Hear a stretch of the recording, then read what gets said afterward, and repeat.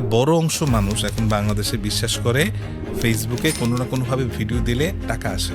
এখনকার ব্র্যান্ডরা একজন বড় সেলিব্রিটির বদলে 20 জন মাইক্রো ন্যানো নিয়ে কাজ করতে বেশি কমফোর্টেবল ফিল করে। শাহরুখ খানকে দিয়ে আপনি লাক্সের বিজ্ঞাপন করাচ্ছেন, সো মানুষজন হয়তো বুঝবে যে না, শাহরুখ খান জীবনে হয়তো লাক্স ব্যবহার করবে না। মানুষটা বড়, প্রমোশন হবে ভালো, অ্যাওয়ারনেস ভালো হবে, কিন্তু ক্রেডিবল জায়গাটা থেকে একটু সরে আসতেছেন। What is the difference between influencer এবং কন্টেন্ট ক্রিয়েটর? ইনফ্লুয়েন্সার হচ্ছে সেই যে আপনার লাইফে কোনো রকম একটা ভ্যালু অ্যাড করতে পারবে। সকল ইনফ্লুয়েন্সার কন্টেন্ট ক্রিয়েটার হতেও পারে, নাও হতে পারে, কিন্তু সকল কন্টেন্ট ক্রিয়েটার ইনফ্লুয়েন্সার না। আমরা অনেক ইউটিউবার আছি, কারো কারো দ্বারা বাংলাদেশ অনেক ক্ষতিগ্রস্ত হয়েছে। মেন্টরের প্রয়োজনীয়তা আমরা কেউ বুঝিই না। একজন ট্রাক ড্রাইভার কিন্তু বুঝে, ওস্তাদ মানে ওস্তাদ মানে আমরা বেশি জানাই হচ্ছে সমস্যা হয়ে গেছে, যে আমরা মনে করি আমাদের ওস্তাদ দরকার নেই। ইয়াং জেনারেশনকে আমি অনেক সময় দেখি খারাপের দিকেই তারা আসলে বেশি ঝুঁকে যায়, এবং এটার বড় একটা কারণ হলো মানুষ নেগেটিভিটির সাথে কানেক্ট করতে সময় নেয় মাত্র 0 সেকেন্ড।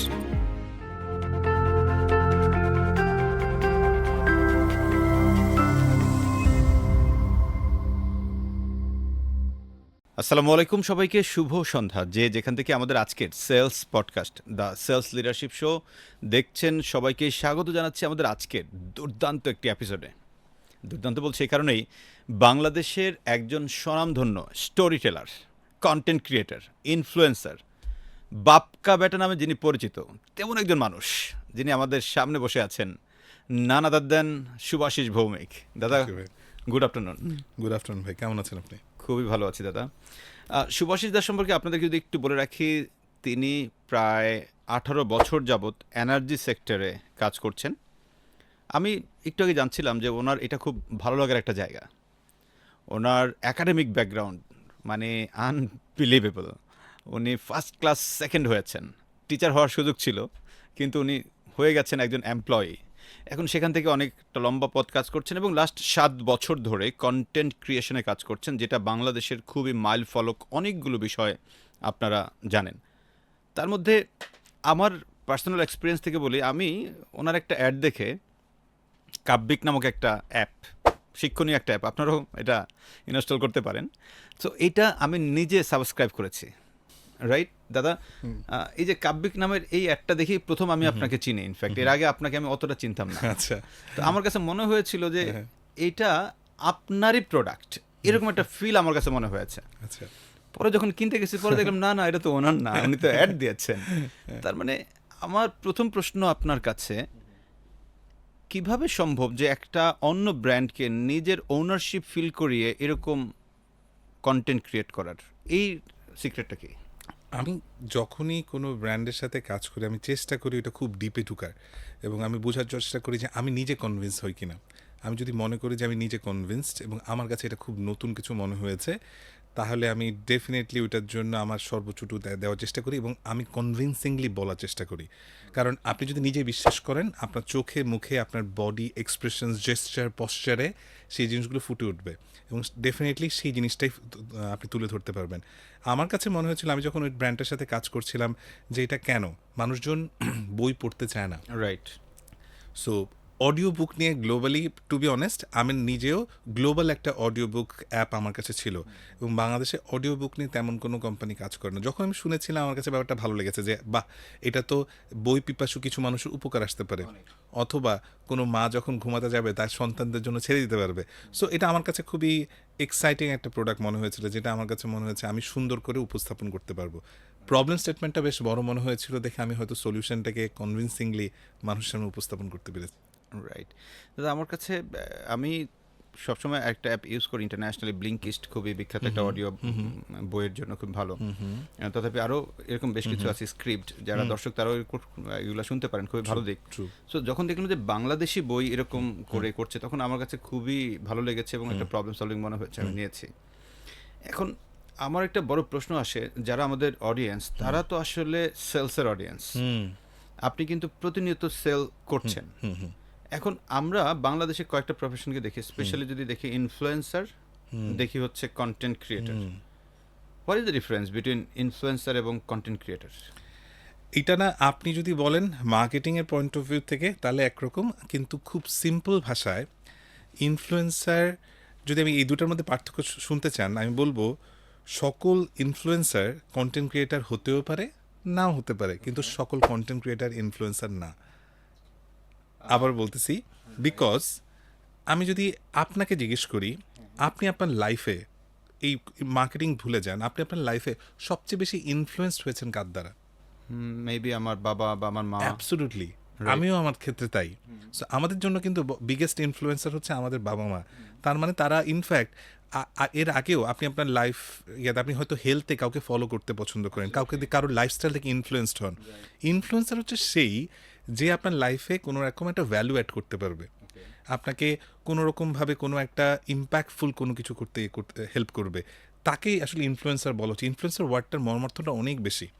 হয়তো আমাদের এইসব ক্ষেত্রে আমাদেরকে অনেক ক্ষেত্রে ইনফ্লুয়েন্সার ট্যাগটা দেয়, কিন্তু আমার কাছে বারবারই মনে হয় ইনফ্লুয়েন্সার হতে গেলে আসলে বেশ বড় মাপের হতে হয়। সো আমাকেও যদি মানুষজন ইনফ্লুয়েন্সার বলে, আর ক্রিশ্চিয়ানো রোনালদোকেও যদি, ক্রিশ্চিয়ানো রোনালদো তো ইনফ্লুয়েন্স করছে কত মানুষকে, ডেফিনেটলি। তাহলে দুটার মধ্যে তো বিশাল পার্থক্য।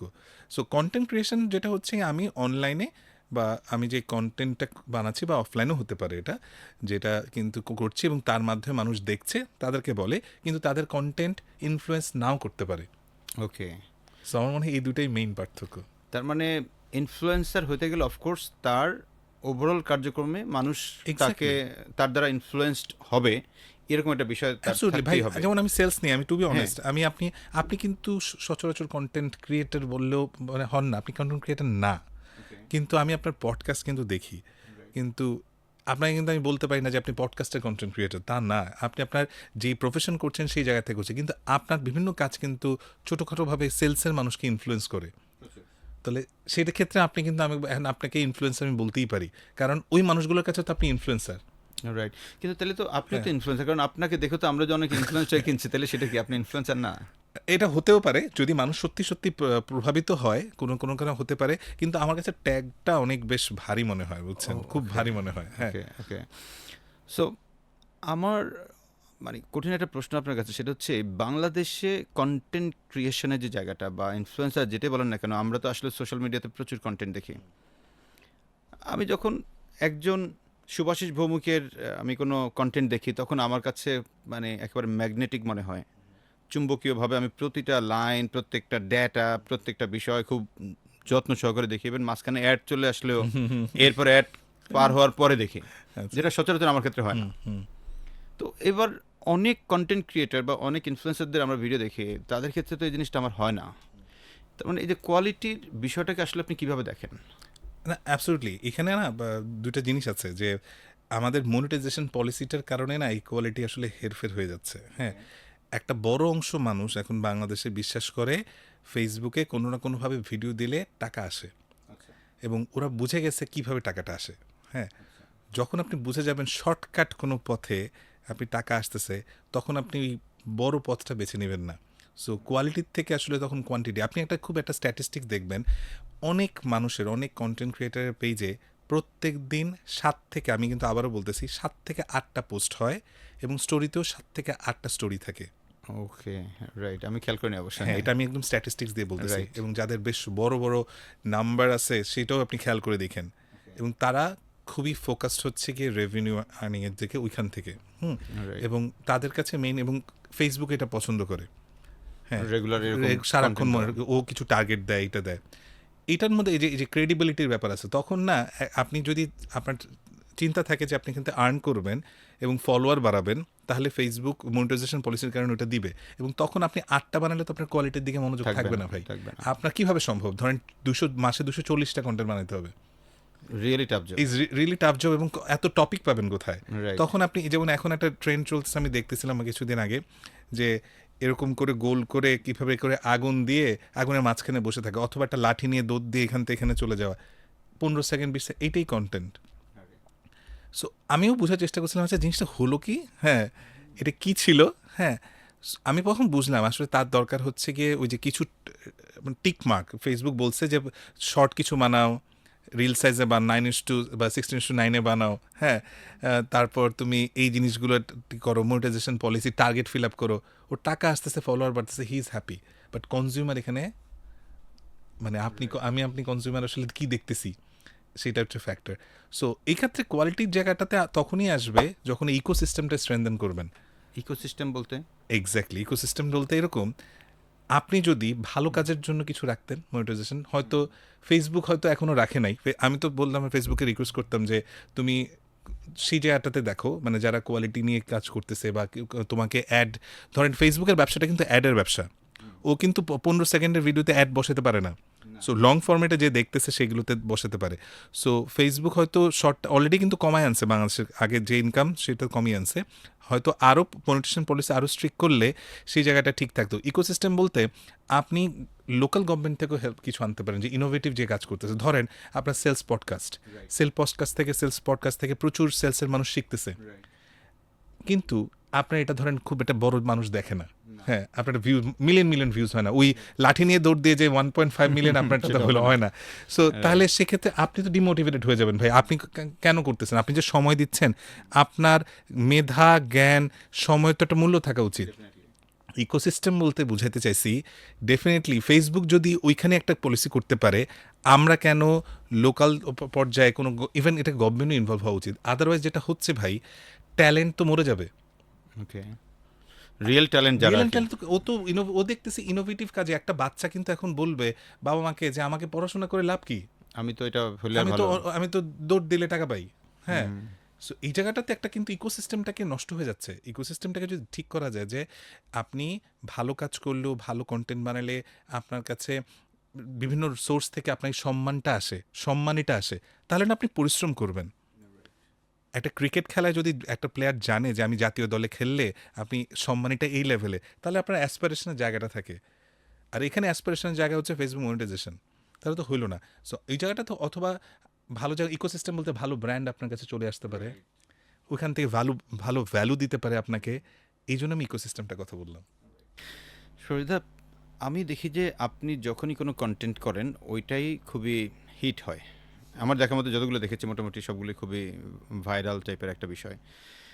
সো এখানে যারা আমরা কন্টেন্ট ক্রিয়েটর এই প্রফেশনে আছি বা এই সেক্টরটা নিয়ে কাজ করছি, অথবা ইনফ্লুয়েন্সার যেটাই বলি না কেন, সোশ্যাল মিডিয়ার এই জামানায় এটা তো একটা বিশাল জগৎ এবং তারা প্রতিনিয়ত সেল করে। এদের ক্ষেত্রে আপনার কন্টেন্টগুলো হয় খুবই স্টোরি বেসড, একেবারে রুট থেকে কিভাবে জিনিসটা তৈরি হলো। এমন অনেক সময় দেখেছি যে শুরু করেছেন এক জায়গা থেকে, পরে যদি ওরে এটা তো বিক্রি করে ফেলছে আমার কাছে। সো এই যে জায়গাটাকে আসলে আপনি কিভাবে জিনিসটা করেন, যারা আমাদের কন্টেন্ট ক্রিয়েটর আছে, ইনফ্লুয়েন্সার আছে, তারাও হয়তো বা এখান থেকে জেনে শিখতে পারে আপনার এই কন্টেন্ট ক্রিয়েশন স্ট্র্যাটেজিটা আসলে কি? স্ট্র্যাটেজির ক্ষেত্রে আমার সব সময় থাকে যে কিভাবে আমার প্রত্যেকটা ভিডিওর প্রথমে থাকে, এই ভিডিও থেকে যদি কোনো রকম কোনো ব্র্যান্ডের প্রমোশনও থাকে, ব্র্যান্ডের প্রমোশনটা থাকুক, কিন্তু তার আগে আমার অডিয়েন্স কি ভ্যালু পাচ্ছে। আমি নিজেকে বারবার প্রশ্ন করি বারবারই, যে আমি যে করছি এটা থেকে কোনো কিছু ভ্যালু পাবে, নতুন কোনো কিছু শিখতে পারবে, বা নতুন কিছু জানতে পারবে, নতুন কোনো ধ্যান ধারণার উদ্ভূতি হতে পারে কিনা। হ্যাঁ, এইটা আমার থাকে। ধরুন আমি একটা ছোট্ট উদাহরণ দিই। আমি গত পরশু একটা কন্টেন্ট দিয়েছিলাম, যে আমার কাছে মনে হয়েছে আমাকে একটা স্কিল বেসড প্ল্যাটফর্ম বলেছে, তারা স্কলারশিপ দিচ্ছে বাংলাদেশের জন্য। চমৎকার কাজ মনে হয়েছে আমার কাছে। সো এটা নিয়ে ওরা কন্টেন্ট বানাতে চায়। সো আমি তো চাইলেই পারতাম এই পার্টিকুলার মেসেজটা একটু বলে দিতে। Scholarship itself is a very lucrative punch line. হ্যাঁ, এটা বলতেই পারতাম, কিন্তু আমি এই গল্পটা কাতার থেকে সাজিয়েছিলাম। এই স্ট্র্যাটেজিটা ছিল, আমি বোঝার চেষ্টা করেছিলাম, আমার ভিডিওটা ছিল যে আমি কাতার যখন গিয়েছি আমি দেখেছি বিশ্বকাপের আগের কাতার, বিশ্বকাপের পরের কাতার এক না, প্রচুর কাজ কমে গেছে। আগে যে পরিমাণ বাঙালিরা কাজ করতো, এই মোমেন্টে কাজ কমে গেছে। প্রচুর স্ক্যামার এখন স্ক্যাম করে বাঙালিদেরকে নিয়ে টাকাগুলো খেয়ে ওখানে গিয়ে ঠিকঠাক মতো কাজ পাচ্ছে না। কিন্তু আমি যখন ওখানকার বাঙালিদের সাথে কথা বলেছি, তারা প্রত্যেকে বলেছে আমার যদি পার্টিকুলার এই স্কিলটা থাকতো, আমি যদি একটু ওয়েল্ডিংটা শিখে আসতাম, আমি যদি প্লাম্বিংটা শিখে আসতাম, আমি অন্য লেভেলে কাজ করতে পারতাম। রাইট। তো আমার কাছে মনে হচ্ছে আরে এটা তো খুব পাওয়ারফুল স্টোরি। সো আমি ওই গল্পটা বলার আগে আমি কাতারের বর্তমান পরিস্থিতিটা বলার চেষ্টা করছি। আমি কাতারের 2-3 জন মানুষের সাথে কথা বলেছি, ওইটার রিয়েল ফ্যাক্টসগুলো তুলে ধরার চেষ্টা করেছি। এটা কোনোটাই ফেক না, প্রত্যেকটা লেজিট ইনফরমেশনস। সো ওই মানুষগুলো কিছু এই কন্টেন্টের প্রথম পার্ট থেকে ওনাকে উপকৃত হবেই। ডেফিনেটলি। সেকেন্ড পার্টে ওই ব্র্যান্ডটাকে কানেক্ট করেছি।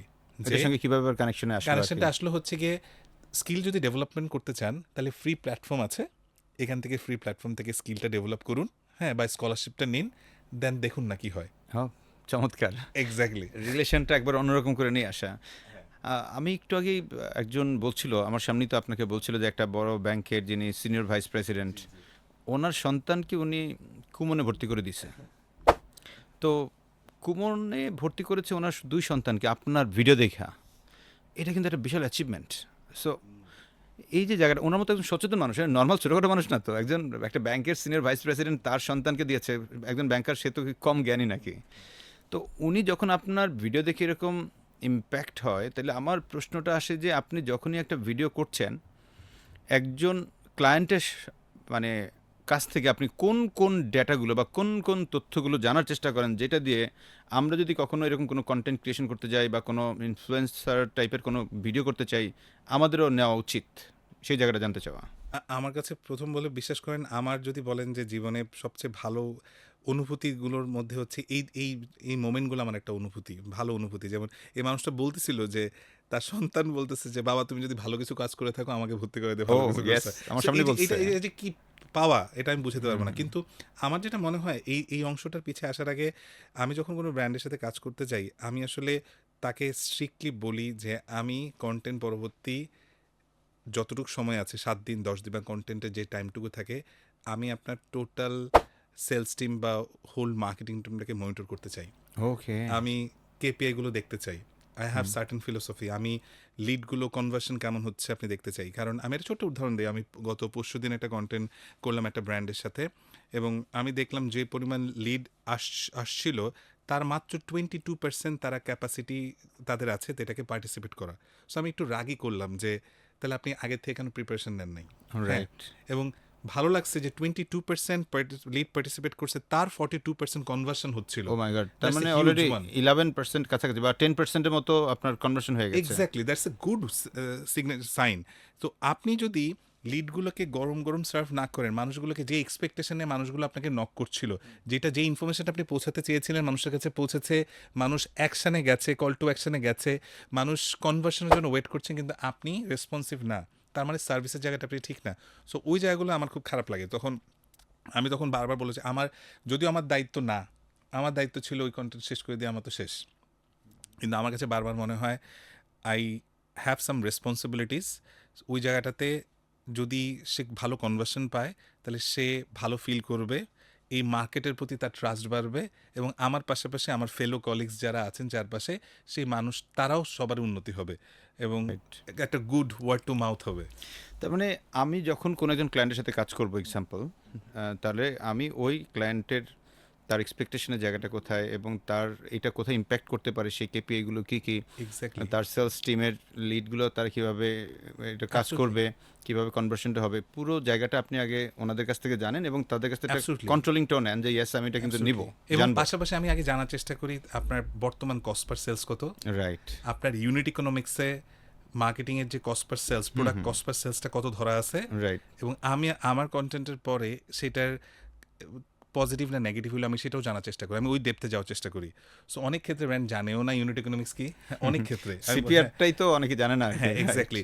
সো আমি ওই ইউনিট ইকোনমিক্সের জায়গাটাতে আমি বুঝাতে চাই যে আপনি যদি এখানে ইনভেস্ট করেন সেটার আরওআইটা যদি আমরা ক্যালকুলেট না করতে পারি, তাহলে ২ দিন পরে আপনি আপনার বসকেও দেখাতে পারবেন না যে আসলে আপনি কি রেজাল্ট নিয়ে আসছেন। হ্যাঁ, ভিউজ হয়েছে, ভিউজ ঠিক আছে, অ্যাওয়ারনেস হয়েছে, ডেফিনেটলি একটা পজিটিভ তো পাবেনই, বাট আলটিমেট রেজাল্ট আসবে ২ দিন পরে। বিজনেস সবসময় চাবে আমার রিটার্ন আরওআই কি। হ্যাঁ, আরওআইটা যদি ঠিকঠাক মতো আসে তাহলে মার্কেটটা গ্রো করবে, আর মার্কেটটা গ্রো করলে আমরা সবাই গ্রো করবো। আপনার ভিডিও দেখে যে আরওআই আসে, এটা আমি এর মধ্যে যান্ত্রিকের যিনি কোফাউন্ডার শুভ ভাই, সো ওনার একটা আমি পোস্ট দেখছিলাম, তো উনি লিখছিল যে আমি সুভাষদাকে নিয়ে এরকম একটা কাজ করেছি, করার পর আমার এই এই জায়গায় এতগুলো জায়গায় আমার পরিবর্তন আসছে এবং আমি এটাতে অনেক লাভবান। তার মানে প্রচলিত ধ্যান ধারণার অ্যাডভার্টাইজমেন্ট বা অন্য জায়গাতে বা মুস্টিংয়ে না গিয়ে রেদার এ ধরনের কোয়ালিটি কাজ করানো খুব দরকার, উনি এরকম সুন্দর করে লিখেছিল। তো যেটা দেখে আমার ভালো লাগছে ইনফ্যাক্ট। সো এখন ধরো আরেকটা প্রশ্ন চলে আসে আপনার এখানে, সেটা হলো যে তার মানে আপনি, আমি দেখি যে প্রত্যেকটা কন্টেন্ট মধ্যে একটা গল্প সাজান আর কি। যারা কন্টেন্ট ক্রিয়েটর আছে তারা তো আসলে গল্পটা সাজাতে পারে না, তো আপনি কি এমন কোনো ফ্রেমওয়ার্ক ফলো করেন নাকি আসলে কিভাবে এই গল্পটা সাজান, এইটা কি সিক্রেটটা বলা যায় না, কিনা? না, অবশ্যই। মানে এখানে সিক্রেট কিছু নাই। আমার আবার প্রথম এটা ডিপেন্ড করে ভাই আপনার পার্সোনালিটির উপরেও। সো সবার সাথে যেমন আমি সবসময় স্যাটায়ার বা ফানি জিনিস আমি হয়তো আমার পার্সোনালিটির সাথে যায় না বা আমার এইজ গ্রুপের সাথে যায় না অথবা আমার যে ব্যাকগ্রাউন্ড তার সাথে সবসময় যায় না। সো আমার কাছে মোস্ট ইম্পর্টেন্ট হচ্ছে গিয়ে কীভাবে আপনার আপনার পার্সোনাল ব্র্যান্ডটাকে তৈরি করে আসছেন এত বছর ধরে, মানুষ কিভাবে আপনাকে কানেক্ট করে, কোন কথাটা বললে, যেমন আপনি যখন সেলসের কথা বলেন যেটা ক্রেডিবিলিটি, যেটার যে ওয়েট বা ক্রেডিবিলিটি আছে, হুট করে অন্য একটা মানুষ বললে তো তা না। সুতরাং আপনি একটা আপনার পার্সোনাল ব্র্যান্ডিংকে এক জায়গায় নিয়ে আসছেন, আপনার অডিয়েন্স গ্রুপকে আনছেন। আমি আমার ক্ষেত্রে দেখছি যে আমার অডিয়েন্স গ্রুপ কারা, তাদের পারচেসিং ক্যাপাসিটি কত, প্রত্যেকের একটা অডিয়েন্স গ্রুপ দেখতে হবে যে Absolutely. তাদের পারচেসিং ক্যাপাসিটি কত এবং তারা কারা দেখে তাদের কন্টেন্ট, এবং সেই গল্পটাকে আসলে সাজাইতে হবে সেইভাবে করেই। এবং আলটিমেটলি মোস্ট ইম্পর্টেন্ট জিনিস হচ্ছে এই গল্পটাকে আপনি এমনভাবে সাজাবেন যাতে প্রবলেম স্টেটমেন্টটাকে আপনি সার্ভ করতে পারেন। আমার কাছে সবার প্রথমে যে কোনো কন্টেন্ট ক্রিয়েটার জন্য হবে প্রোডাক্ট সেল করতে যায় না। হ্যাঁ, প্রোডাক্ট সেল Right. করতে যাওয়া হচ্ছে বিগেস্ট মিস্টেক। হ্যাঁ, Alright. আপনি প্রবলেম স্টেটমেন্টটা বোঝার চেষ্টা করেন এবং মানুষকে কানেক্ট করেন যে সেও কানেক্ট করতে পারে কিনা। গল্পটা আসবে সেই গল্প, প্রবলেম স্টেটমেন্টের সাথে আপনি কানেক্ট হতে পারেন কিনা। Right. আমি যদি ধরেন আমি একটা ছোট্ট একটা উদাহরণ দিতে পারি, আমি একটা ছোট্ট বিটরুট নিয়ে একটা অ্যাড করেছিলাম। ওইটার জন্য মেসেজটা ছিল, আমি ওটার জন্য পুরো জিনিসটাকে সাজিয়েছিলাম হচ্ছে 9/11 9/1 রুলসের জন্য। 9/1 রুলস, সো 9/1 রুলসও কিন্তু পুরো পৃথিবীতে একটা খুব বিখ্যাত রুলস যেটা সবাই ফলো করে, যেটা অলরেডি স্ট্যাবলিশড, কিন্তু হয়তো জানে না। তার মধ্যে একটা ছিল যে 8 গ্লাস পানি খাওয়া। ওখানে অনেক ক্ষেত্রে বলে যে সুপার ফুড খেলে ভালো হয়। সুপার ফুডের মধ্যে আপনি অ্যাভোকাডো, অ্যাপল, বিটরুট আছে। ওইখান থেকে কানেক্ট করে যে আচ্ছা অ্যাভোকাডো আমাদের দেশে অনেক ক্ষেত্রে চলে না, সো অ্যাপেল হয়তো এভাবে কেউ খায় না, বিটরুটের রেডি ইয়ে আছে, Pricing এখন সস্তা আছে কিছুটা। এক্স্যাক্টলি সব কিছু দিয়ে এইভাবে কানেক্ট করে তখন মানুষ আচ্ছা 9/1 রুলটা আমি একটা ভ্যালু পাইলাম, রাইট, আমি শিখেছি এখান থেকে অনেক হ্যাঁ জিনিস। শিখলাম আচ্ছা সুপার ফুড সম্পর্কে জানলাম, রাইট, সুপার ফুডের প্রয়োজনীয়তা বুঝলাম, এবং সুপার ফুড আমি কিন্তু বাকিগুলোও বলছি, দেন বললাম this product is ready for you. হ্যাঁ, ওকে, এবং এইটার এই সার্টিফিকেশনস আছে, right, you can test it. Right. Now people can connect. আচ্ছা প্রবলেম স্টেটমেন্টটা বুঝছি, প্রবলেম স্টেটমেন্ট বলতে ইনফরমেশন পেলাম, তারপর এটার সাথে আমি কানেক্ট করতে পারলাম, তারপর আমার কল টু অ্যাকশনে গেল। এখন এই তথ্যগুলো কি শুভাশিস দা পড়াশোনা করে বের করে, নাকি অনলাইন সার্চ, নাকি এআই হেল্প নেয়, কিভাবে মানে সাধারণ কন্টেন্ট ক্রিয়েটার কিভাবে জিনিসটাকে বের করতে পারে? কারণ আমরা তো অনেকে পড়ালেখা অনেক বেশি করি নাই, এখানে অনেক কন্টেন্ট ক্রিয়েটার আছে, ইনফ্লুয়েন্সার আছে, তারা প্রচুর কাজ করতেছে, কিন্তু আপনি না হয় এরকম একটা ফর্মেটিভ আকারে, অথবা আমি যখনই দেখি কোনো আপনি কন্টেন্ট করেন, অনেক স্ট্যাটিস্টিক্যাল ডেটা থাকে যে এত পার্সেন্ট, এত এত এত, একজন কন্টেন্ট ক্রিয়েটার কীভাবে পেতে পারে? এটার জার্নিটা বেশ বড় এবং আপনি খুব ভালো মতো বুঝবেন, এবং এইসব কিছু জিনিস আপনাদের থেকেও শিখছি আমি। কারণ যেমন আপনারা যদি কোনো সেলস ট্রেনিং নেওয়ার আগে একটা প্রি অ্যাসেসমেন্ট করেন না, ডেফিনেটলি আমরা এটাকে বলি training need assessment, TNA. Training need অ্যাসেসমেন্টের সময় আপনি কি করেন, ওই পার্টিকুলার ক্লায়েন্টের কাছে যান, বসেন, বুঝেন, প্রত্যেকটা জিনিস ঘাটেন, ঘাটার পর পেইন পয়েন্টগুলো করেন। তো ওখান থেকে যেমন আমি সবার আগে জিজ্ঞেস করি আজ পর্যন্ত আপনার সবচেয়ে সাকসেসফুল ক্যাম্পেইন কোনটা। ওকে, আপনার সেলস টিম সবার আগে কাস্টমারকে পিচ করার সময় কি বলে, দেখেন আমি কিন্তু ঠাপ করে সবচেয়ে বেস্ট জিনিসটা পেয়ে গেছি তখনই, যে উনি কি বলছেন, উনি তো সেটাই বলবে যে এখন পর্যন্ত সেটা সবচেয়ে সাকসেসফুল, তাহলে পিপল এটা কানেক্ট করতে পারে। আমার ভিত্তি শুরু হয় ওখান থেকে। রাইট, আচ্ছা এইটা বলে উনি, হ্যাঁ আমি শুনি। আমার এই ট্রেনিং নিড অ্যাসেসমেন্টের মতো প্রি অ্যাসেসমেন্টটা হয় প্রায় 1-2 দিন খুব বেশি করে, তারপর ওটা নিয়ে আমি প্রচণ্ড ঘাটাঘাটি করি, পুরোপুরি গুগল সার্চ করি, এআই দিয়ে সার্চ করি, ভিডিও দেখি, সব কিছু দেখি। দেখার পরে আমার এতদিন ধরে কাজ করতে করতে, বিজনেস নিয়ে কাজ করতে করতে আমার মধ্যে কিছু, এটা আমার স্ট্রেংথের জায়গা, যে আমার কাছে আইডিয়েশন চলে আসে অটোমেটিকলি। কারণ আপনি এতদিন ধরে একই জিনিস কাজ করতেছেন, অভিজ্ঞতা একটা ওই ব্যাপার, এক্সপার্টিসের মতো। আপনি যখন পেইন পয়েন্টটা শুনলেন, মানুষের মুখ থেকে শুনলেন, আপনি প্রবলেম স্টেটমেন্টটা শুনলেন, এবার আমি চিন্তা করি সবসময় নিজেকে ম্যাঙ্গো পিপলের জায়গায় দাঁড় করাই। সাধারণ মানুষ ওটাকে, আপনি এক্সপার্টের জায়গা থেকে এভাবে দেখতেছেন, সাধারণ মানুষ এটাকে কীভাবে দেখে, তখন আমি চিন্তা করি আচ্ছা সাধারণ মানুষ যদি এভাবে দেখে, আমি গল্প বলবো সাধারণ মানুষের মতো করে, কিন্তু আমি ওই ইনফরমেশনগুলো দিব, তখন আপনার জন্য আসলে খুব ইজি। হ্যাঁ, আচ্ছা সাধারণ মানুষ এভাবে ভাবে, আমি যদি জটিল করে বোঝাতে চাই মানুষ কেউ বুঝবেই না। আমি ওদের স্ট্রেংথের জায়গাগুলোকে নিলাম, সাধারণ মানুষ কীভাবে নিলাম, ইনফরমেশন দিলাম, এটা হয়তো তেল, লবণ, মরিচ দিলাম, দেওয়ার পর এটাকে উপস্থাপন করলাম। চমৎকার। তার মানে আপনি কিভাবে একটা স্টোরি বানান, ওভারঅল একটা কন্টেন্টকে সবগুলো আঙ্গিকেই বলার চেষ্টা করেছেন, দ্যাটস ওয়ান্ডারফুল। এখানে সুবিধা আপনি একটা শব্দ ইউজ করেছেন একটু আগেই, সেটার নাম ছিল পার্সোনাল ব্র্যান্ডিং। হ্যাঁ, পার্সোনাল ব্র্যান্ডিংটা আসলে কি এবং এটা কিভাবে বাড়ানো যেতে পারে? আমি শুরু করি আপনার থেকে। আমাকে দেখলে আপনার প্রথম ৩টা ওয়ার্ড বলেন। আপনি আমাকে দেখলে কি ৩টা ওয়ার্ড মনে হয়? আমার কাছে মনে হয় যে you are good story teller, আমার প্রথম মাথায় এটাই আসে। ওকে। রাইট। নাম্বার 2, নাম্বার 2 হচ্ছে যে আপনি ভালো প্রেজেন্টার। নাম্বার 3 আর কোনো ওয়ার্ড মনে আসে? আপনি বাংলাদেশের একজন super duper content or influencer. That's it. This is my personal branding. মানুষের পারসেপশন আমার প্রতি কি, সেটা এক কথায় যদি ৩টা ওয়ার্ডে ফুটে উঠাতে পারেন, আপনি সেটাই আপনার পার্সোনাল ব্র্যান্ডিং, যেটাকে আপনি আসলে কীভাবে কাজ, তার মানে আমি বিগত দিনগুলোতে এমন কিছু কাজ করেছি বা এমনভাবে নিজেকে উপস্থাপন করেছি, আপনার টপ অফ দ্য মাইন্ডে ইনস্ট্যান্ট, আপনাকে যাতে ভাবতে না হয় আমি আসলে কোন ওয়ার্ডগুলো, এবং সেইটাকে আমি আসলে চেয়েছিলাম কিনা। ওকে। হ্যাঁ, সেটাও ইম্পর্টেন্ট। এখন আমি যদি আমাকে দেখাতে চাই, আমি যদি বলতেন যে আপনি আমাকে সবসময় বলতেন যে আমাকে গ্রেট ইউটিউবার বলতেন, না। হ্যাঁ যদি বলতেন, Right. হ্যাঁ তাহলে আমার চেষ্টা, তাহলে আমি, কিন্তু আমি যদি ভাবতাম আমি নিজেকে প্রেজেন্ট করতে চাই, কিন্তু আপনি যদি না বলেন, তাহলে সেই পার্সোনাল ব্র্যান্ডিং জায়গাটা ঠিকঠাক হয়নি। করি নাই, কারণ আমি ইউটিউবে সেভাবে মনোযোগ দিইও না। হ্যাঁ, Right. সেই জায়গাটাতে। সো আপনি যেই ওয়ার্ডগুলো বলেছেন, সেই ওয়ার্ডগুলো যদি প্রত্যেকটা মানুষ যদি তার অন্য কারোর থেকে শুনতে চায় এবং তার পিছের যে কাজগুলো যে যে করবে, সেটাই হচ্ছে পার্সোনাল ব্র্যান্ডিং। রাইট। তো এটা বাড়ানোর উপায় কি? মানে আমরা তো পার্সোনাল ব্র্যান্ডিং ধরে নিলাম যে yes, আমি সেলসের মানুষ, মানুষ আমাকে চিনে সেলসের ট্রেনার, ঠিক আছে, আমারটা তো ডিফারেন্ট গেম। কিন্তু যারা সাধারণ মানুষ, সে তার পার্সোনাল ব্র্যান্ডিংটা, একজন কন্টেন্ট ক্রিয়েটার অনেকেই আছে উদীয়মান, কারণ এই সেক্টরটা বড় হচ্ছে না। যদি আমি কথা বলবো আপনার সঙ্গে, সো এই পার্সোনাল ব্র্যান্ডিংটা সে কীভাবে বাড়াতে পারে?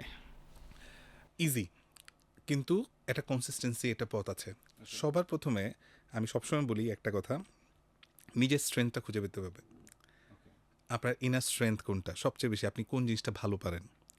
ধরুন আপনি সেলস ভালো পারেন, বা আপনি সেলস ট্রেনিং দিতে ভালো পারেন। যদি আপনার এটাই মনে হয়, এটাকে যদি বেছে নেন, আপনার পরবর্তী জিনিসগুলো প্রত্যেকটা অ্যাক্টিভিটিসের মধ্যে এইটা ছোঁয়া থাকতে হবে। এবং আপনি শুনতে চান, ইফতি ভাইকে দেখলেই সবার প্রথমে আমার মনে আসে সেলস ট্রেনার, রাইট। আপনি কিন্তু তাই চাইছেন শুনতে। অ্যাবসলিউটলি। সো যেহেতু এটা শুনতে চাইছেন, আপনার কর্মকাণ্ড এবং আপনার গেট আপ সেট আপ সব কিছুতে আপনার সে একটা ইয়ে থাকে। এখন আপনি নিজেকে সেলস ট্রেনার হিসেবে প্রেজেন্ট করতে চান, মানুষকে ইনফ্লুয়েন্স করতে চান, কিন্তু আপনার গেট আপে দেখলে মনে হয় না, আপনার গেট আপ কিন্তু দেখলে মনে হয়। তার মানে আপনি অলরেডি কিন্তু পার্সোনাল ব্র্যান্ডিং একটা টুলস হচ্ছে, আপনি সেভাবে নিজেকে তৈরি করছেন। অথবা আপনি যখন একটা ব্লগ লিখছেন বা পোস্ট লিখছেন, আপনি স্ট্যাটিক পোস্টও দেখছেন, সেই পোস্টগুলোকে আপনি কিভাবে ওই জায়গাটাতে, আপনি ধরেন আজকে 3টা সেলস ট্রেনিং দিছি, ওইটা টেক অ্যাওয়েগুলো আপনি শেয়ার করতেছেন ফ্রি, ওইটা মানুষকে ক্রেডিবিলিটি বাড়ায় বা ট্রাস্টের জায়গাটা নিয়ে আসতে হবে। পার্সোনাল ব্র্যান্ডিংয়ের সবচেয়ে বড় জিনিস হচ্ছে আপনি কীভাবে নিজেকে ক্রেডিবল ওয়েতে ওই পার্টিকুলার ইন্ডাস্ট্রি বা আপনার চাহিদার জায়গাগুলোতে ট্রাস্ট বিল্ড আপ করতে পারেন। সো ওই ট্রাস্টটা যখন বিল্ড আপ করলেন, তারপর আস্তে আস্তে যেগুলোতে আপনার প্রত্যেকটা জায়গায় বা আপনার টাচ পয়েন্টগুলোতে সেটা রিফ্লেক্ট করতে হবে, আপনার অ্যাক্টিভিটিসে রিফ্লেক্ট করতে হবে, আপনার কানেক্টিং অ্যাওয়ার্ড বলেন, অনার বলেন, আপনার প্রত্যেকটা টাচ পয়েন্ট যেই Right. সেই যা টাচ পয়েন্টগুলোতে সেটা ছোঁয়া থাকতে হবে। আপনি যদি, ওই যে আমি বলছেন, আপনি যদি বলেন যে আপনি ব্র্যান্ড নিয়ে কাজ করতে চান, তাহলে অন্য মানুষগুলো আপনাকে, আপনি একটু আগে জান থেকে শুভের কথা বলতেছিলেন, তাদের রিকমেন্ডেশন ম্যাটার করে। রাইট। লিঙ্কডইনে আমরা যদি বলি যে এখন আমরা লিঙ্কডইনে, আমি প্রচুর তরুণদেরকে আমি বলবো দেখেছি, তারা লিঙ্কডইন নিয়ে খুব বেশি মানে আগ্রহ নেই। সিরিয়াস না। না। লিঙ্কডইনের রিকমেন্ডেশন সেকশনটা যে কত পাওয়ারফুল, যে আপনি যদি ধরুন, আমি কার্বন মার্কেট নিয়ে রিনিউয়েবল এনার্জি নিয়ে কাজ করি, সো যে কোনো বায়ার যখন আমার কাছে আসে, তারা দেখতে চায় দেখি কারা রিকমেন্ড করছে আগে। অনেকটা রেস্টুরেন্টের রিকমেন্ডেশনের মতো, আমরা রেস্টুরেন্ট রিকমেন্ডেশন নিয়ে যতটা Serious. সিরিয়াস, নিজের পার্সোনাল রিকমেন্ডেশন কই। নাই তো। এক্স্যাক্টলি ভাই। So you have to collect your personal recommendation, এবং অথেন্টিক, পেইড না। Right, হ্যাঁ, right. পেইড না। এরকম কিছু অর্গানিক মানুষ যার লাইফে আপনি ভ্যালু অ্যাড করছেন, তাদের কিছু অর্গানিক ফিডব্যাক নিয়ে আপনার কাছে জমা রাখেন। এটা অনেক অনেকটা আছে এরকম। উল্টা করেন, অটোগ্রাফের মতো। রাইট। আপনি একটা সার্ভিস দেওয়ার পরে সার্ভিসটার জন্য আপনি ক্লায়েন্টকে বলেন আপনি কি স্যাটিসফাইড, যদি স্যাটিসফাইড হন আপনি একটা রিকমেন্ডেশন নেবেন, এটা কালেক্ট করে রাখেন। এটা আপনার জন্য বিগেস্ট ক্রেডিবিলিটি, সেটাই আপনাকে পার্সোনাল ব্র্যান্ড ডেভেলপ করবে। বাট ওই জায়গাটা আমরা উদাসীন, আচ্ছা আমি কেন যাব। হ্যাঁ, সো এই ইগো নিয়ে বসে থাকলে হবে না আর কি। রাইট। Thank you. আপনি অনেকগুলো কথা বলেছেন অলরেডি পার্সোনাল ব্র্যান্ডিং নিয়ে, এবং আপনার এই জায়গাটার সাথে আমি মানে একটা জিনিসকে অ্যাড করতে চাই আর কি সুবিধা, সেটা হলো আমার বিভিন্ন জায়গায় আমি এই জিনিসটা বলেছি একবার। ইন্ডিয়াতে আমি একটা ট্রেনিং অ্যাটেন্ড করেছি, ওনার নাম হচ্ছে সন্দীপ মহেশ্বরী। সো ও বলছিল যে আপনি ধরেন রাস্তায় একটা গাড়ি যদি চালাতে চান তাহলে মেন কম্পোনেন্ট কী লাগবে, তো অফকোর্স ফুয়েল। তো এখন যেই গাড়িটা অকটেনে চলে, আপনি এটার মধ্যে 50% অকটেন দিলেন, 10% কেরোসিন, 10% ডিজেল, 10% সরিষার তেল, 10% সয়াবিন তেল, তাহলে এবার গাড়িটার অবস্থা কী হবে? কিছুক্ষণ পরে গিয়ে তো এটা আটকে যাবে এবং পিছন থেকে কেউ ধাক্কাইতে হবে, রাইট?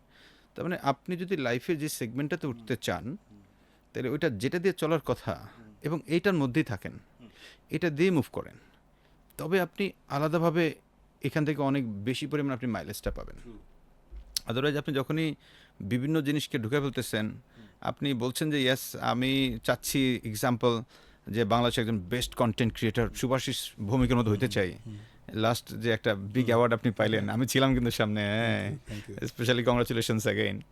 সো ওই যে বেস্ট কন্টেন্ট ক্রিয়েটার এরকম একটা অ্যাওয়ার্ড পাইতে গেলে আপনাকে না কনসিস্টেন্টলি ওই পথে হাঁটতে হবে। আপনার চলন বলন কথন সব জায়গায় সবগুলো টাচ পয়েন্ট যেটা আপনি বললেন সেগুলো থাকতে হবে। কনসিস্টেন্সি থাকলে তবেই কেবল সম্ভব, আদারওয়াইজ হয় না। সো দাদা, এবার আমার যদি পরের প্রশ্নটা আসে এটার সঙ্গে কানেক্টিং, যে বাংলাদেশে আসলে ইনফ্লুয়েন্সার বলে বা কন্টেন্ট ক্রিয়েশন এই মার্কেটটার বর্তমান কী অবস্থা এবং ফিউচার কী এটার?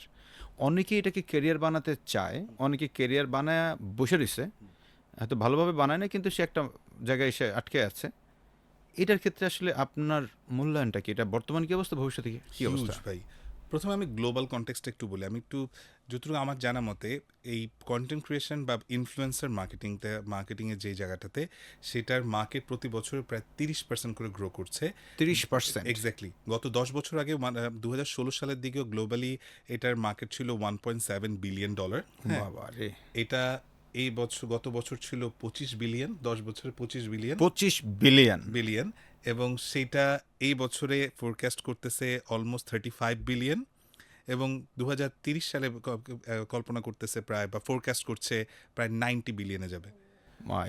সো এবং এক্স্যাক্টলি। এবং আমি যদি বলি বাংলাদেশের অ্যাপ্রক্সিমেটলি, এটা এই ডেটা নিয়েও সন্দেহ আছে, প্রায় 1400 কোটি টাকার মার্কেট এই মোমেন্টে, শুধুমাত্র এই 1400 কোটি টাকার মার্কেট। হ্যাঁ, এবং 27,000 প্লাস ছোট মাইক্রো ন্যানো ইনফ্লুয়েন্সার ঘোরাফেরা করতেছে আমাদের এখানে। হ্যাঁ, কিন্তু আমার কাছে মনে হয়, এবং ব্র্যান্ডগুলো যদি চিন্তা করেন, ব্র্যান্ডের আগে এক্সপেন্ডিচার চিন্তা করেন, এবং আপনি ভালো বলতে পারবেন প্রত্যেকটা ব্র্যান্ড তার মার্কেটিং যদিও প্লাস মাইনাস হতে পারে, বিভিন্ন প্রোডাক্টের উপর ডিপেন্ড করে, তারপরও প্রত্যেক অ্যাভারেজে একটা ব্র্যান্ড তাদের মার্কেটিং এক্সপেন্সের জন্য 4 থেকে 8%-এর মতো মিনিমাম রাখি।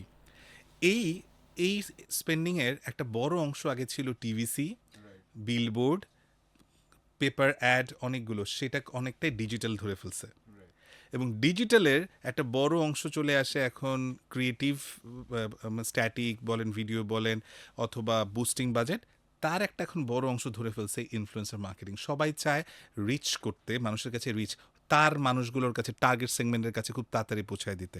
খুব তাড়াতাড়ি পৌঁছানোর জন্য this is the very easiest approach. So আমার কাছে মনে হয় হিউজ মার্কেট আছে, বাট ক্রেডিবল প্লেয়ার কম। না, সেটাই আমার কাছে মনে হচ্ছে যে ক্রেডিবল প্লেয়ার তো আমি বাংলাদেশে চিনি হাতে গোনা 3-4 জনকে। আছে, আরও অনেকেই আছে, আরও অনেকেই ছোট ছোট ভালো কাজ করতেছে, চিনি 3-4 জন বা 5 জন এরকমকে, অনেকেই ভালো কাজ করছেন, আমি দেখি যে অনেকে খুব সুন্দর করে করেন।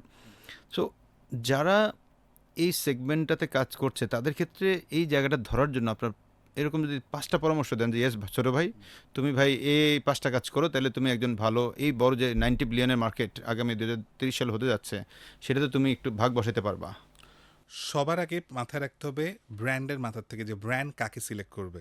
ব্র্যান্ড তাকেই সিলেক্ট করবে যা খুব বেশি রকম কন্ট্রোভার্সি টাইপের কিছু নাই, যার পেজে গেলে তার অডিয়েন্স একটা ভালো রকমের ফিল পাবে। সো ক্রেডিবিলিটি অর্জন করা এবং নিজের পার্সোনাল ব্র্যান্ডিংটাকে ঠিকঠাক করা এটা খুব ইম্পর্টেন্ট জিনিস, এটা সবার প্রথমে।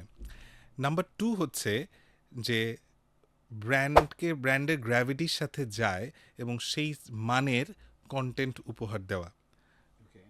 সো প্রথম কথা পার্সোনাল ব্র্যান্ডিং এবং ক্রেডিবিলিটি, দ্বিতীয় হচ্ছে সেই কোয়ালিটির জিনিসটাকে ধরে রাখা, 3 নাম্বার আমি বলব যে জিনিসটাকে খুব ইম্পর্টেন্ট, সেটা হচ্ছে আপনি ব্র্যান্ডকে ROI এনে দিতে পারেন কিনা, হ্যাঁ, সেইটার ট্র্যাক রেকর্ড অথবা সেই এফোর্ট ম্যাটার্স। হ্যাঁ, আপনাকে একটা ব্র্যান্ড অ্যাপ্রোচ করছে, আপনাকে একটা সম্মানী দিচ্ছে বা দেয় নাই বা PR দিচ্ছে, কিন্তু আপনি কতটা সিরিয়াসলি সেটা করতেছেন এবং সেটা ROI আনার জন্য চেষ্টা করতেছেন কিনা, সেটা ইম্পর্টেন্ট। এবং ROI আসলে ডেফিনেটলি ব্র্যান্ড আপনাকে সেই জন্য করবেন। আর চতুর্থত আমি যেটা বলবো যে যে কোনো কন্টেন্ট ক্রিয়েটার বা ইনফ্লুয়েন্সারের ক্ষেত্রে আপনি পার্টিকুলার যে প্রোডাক্টটাকে প্রমোশন করছেন, এই প্রোডাক্টটাকে কত ক্রেডিবলি বা ওই প্রবলেম স্টেটমেন্টে কত সুন্দরভাবে তুলে ধরতে পারতেছেন এবং অডিয়েন্সকে কানেক্ট করতে পারতেছেন, সেইটা খুব খুব খুব ইম্পর্ট্যান্ট। এইটা যদি ধরুন আপনি আপনি হঠাৎ করে মানে অন্য কিছুর মধ্যে এটা ঢুকাই দিচ্ছেন, আপনি যা মন চায় একটা করতেছেন, সেই গল্পের সাথে প্রোডাক্টের কানেকশনটা মিলতেছে না বা মানুষজন কানেক্ট করতে পারতেছে না, তাহলে পিপল উইল গেট লস্ট এবং সেইটা আলটিমেটলি ব্র্যান্ডকেও আরও এনে দিবে না, সেটা আপনার পার্সোনাল ব্র্যান্ডকেও ক্ষতি করবে এবং ওভারঅল ওই জিনিসটাকে আপনার পরবর্তী আপনার ব্র্যান্ড আপনার দিকে আসবে না। মোস্ট ইম্পর্ট্যান্ট হচ্ছে ওই ক্রেডিবিলিটিটা অর্জন করা এবং ব্র্যান্ডের ROI-এর জন্য শতভাগ কাজ করা, বিকজ আপনাকে ওই ব্র্যান্ডটা এসেছে আপনার ROI-এর জন্য, যেইটা সে আগে করতো একটা বিলবোর্ড দিয়ে অথবা সেটা TVC-তে করতো, সেই মানুষের করতো সেই অ্যাওয়ারনেসের জন্য। সো কাপল অফ থিংস, অ্যাওয়ারনেসের পাশাপাশি ROI যাতে আসে সেই নিয়ে চিন্তা করা। আমার এই 5টার সঙ্গে শুধু একটা জায়গায় আমি আপনাকে সাপ্লিমেন্ট করতে চাই। আমি একবার একটা কোর্স কমপ্লিট করেছিলাম ইন্টারন্যাশনালি, ইউনিভার্সিটি অফ শিফিল্ড থেকে, অনলাইনে। কন্টেন্টের মানে কোর্সটার নাম ছিল যে viral marketing. So this is a huge, in fact আমি যেহেতু সেলস নিয়ে কাজ করি, সঙ্গত কারণে আমার জানার আগ্রহ থেকে ভাইরাল মার্কেটিং একটু জানতে চাই। তো ওইখানে তারা ইনফ্লুয়েন্সার দিয়ে মার্কেটিং করানোর ক্ষেত্রে ওরা রেকমেন্ড করছে, তবে শর্তটা দিয়ে যাচ্ছে এরকম যে আপনি আপনার কোম্পানির আলোকে, এক্সাম্পল আপনি হচ্ছেন এখন 5 টাকার কোম্পানি, আপনি এখনই 20 টাকার একজন ইনফ্লুয়েন্সারকে হায়ার করার দরকার নাই। আপনার 5 টাকার কোম্পানি, আপনি দেখেন যে যেই সকল ইনফ্লুয়েন্সারের, আপনি একটু আগে যে কথাগুলো বললেন যে তার ক্রেডিবল কী অবস্থা, সে বিতর্কিত আছে কিনা নাই, মানে হোক ওনার 5,000 ফলোয়ার, তাতে কিছু যায় আসে না, কিন্তু সে সঠিকভাবে বিষয়গুলোকে উপস্থাপন করে কিনা সেই বিষয়টাকে মাথায় রেখে ওইখানে আপনি কম বাজেটে তাকে পাবেন। কিন্তু আপনি দেখুন টপ টায়ারের একজনকে আনতে যান, তাহলে কিন্তু আপনার বাজেট অনেক বেশি যাবে।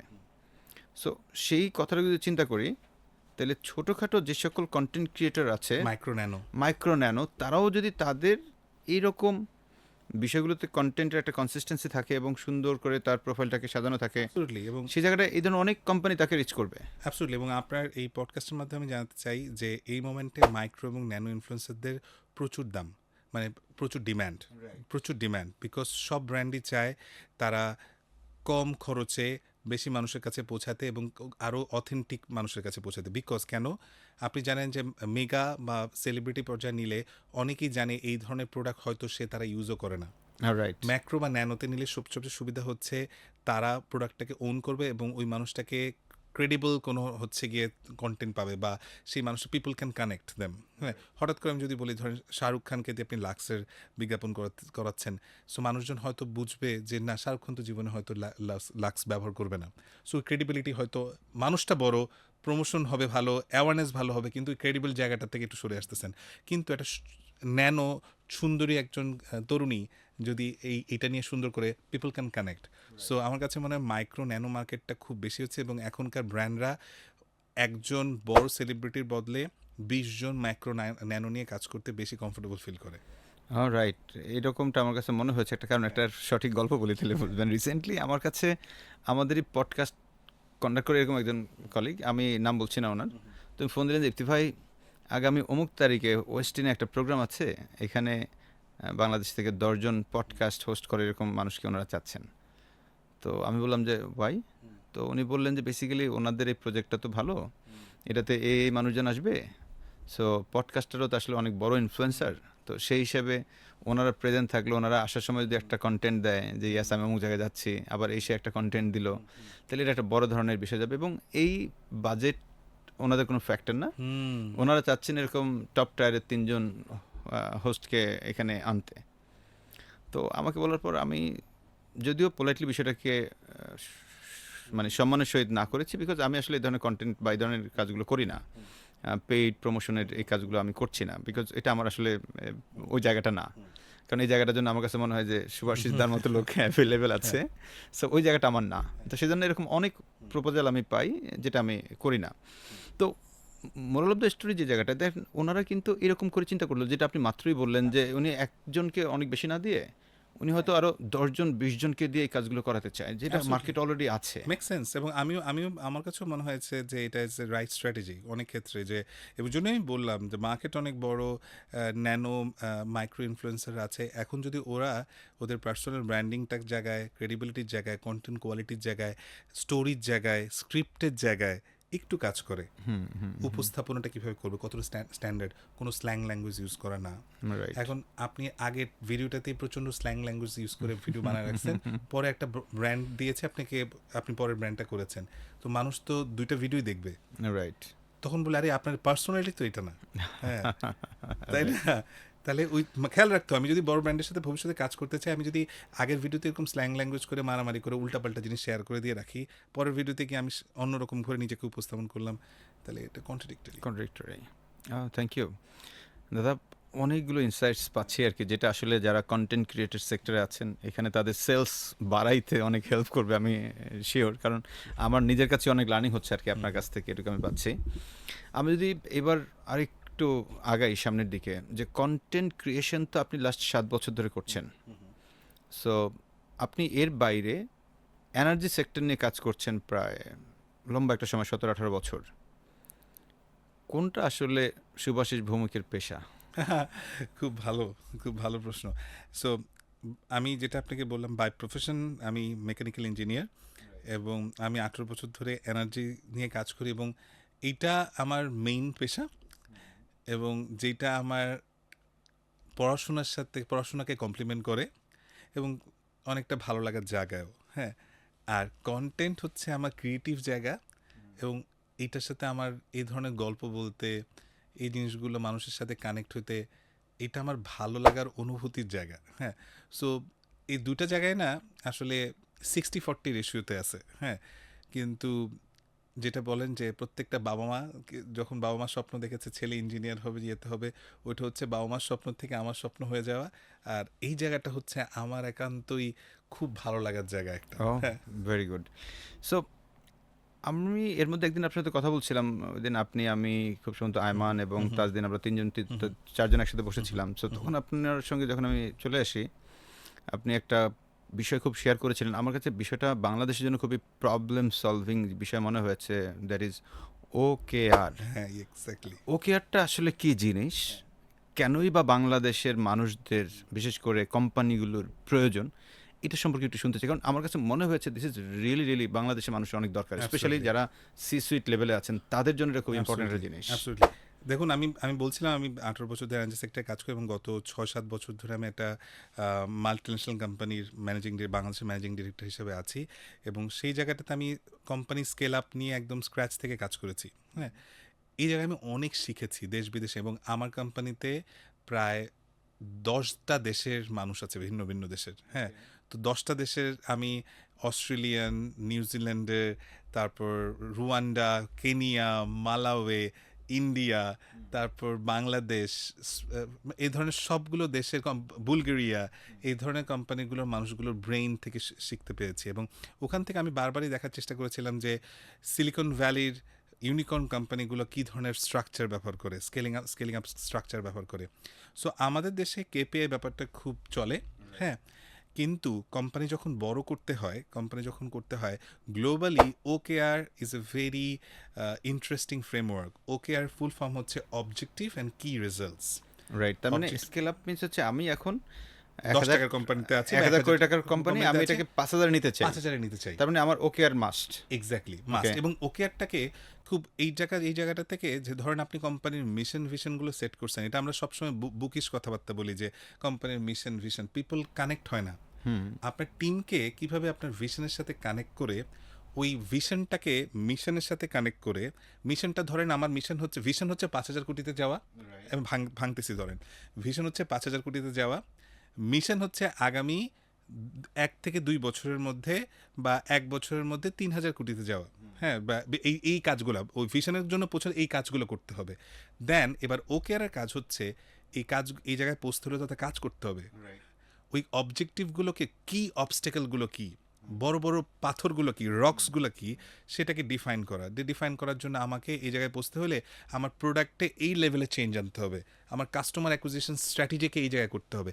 সো এই জায়গাটাতে কিভাবে হবে, এবং এই জায়গায় আমি অবজেক্টিভটা সেট করব যে আমার কাস্টমার অ্যাকুইজিশন কস্টকে 20% কমাবো। রাইট।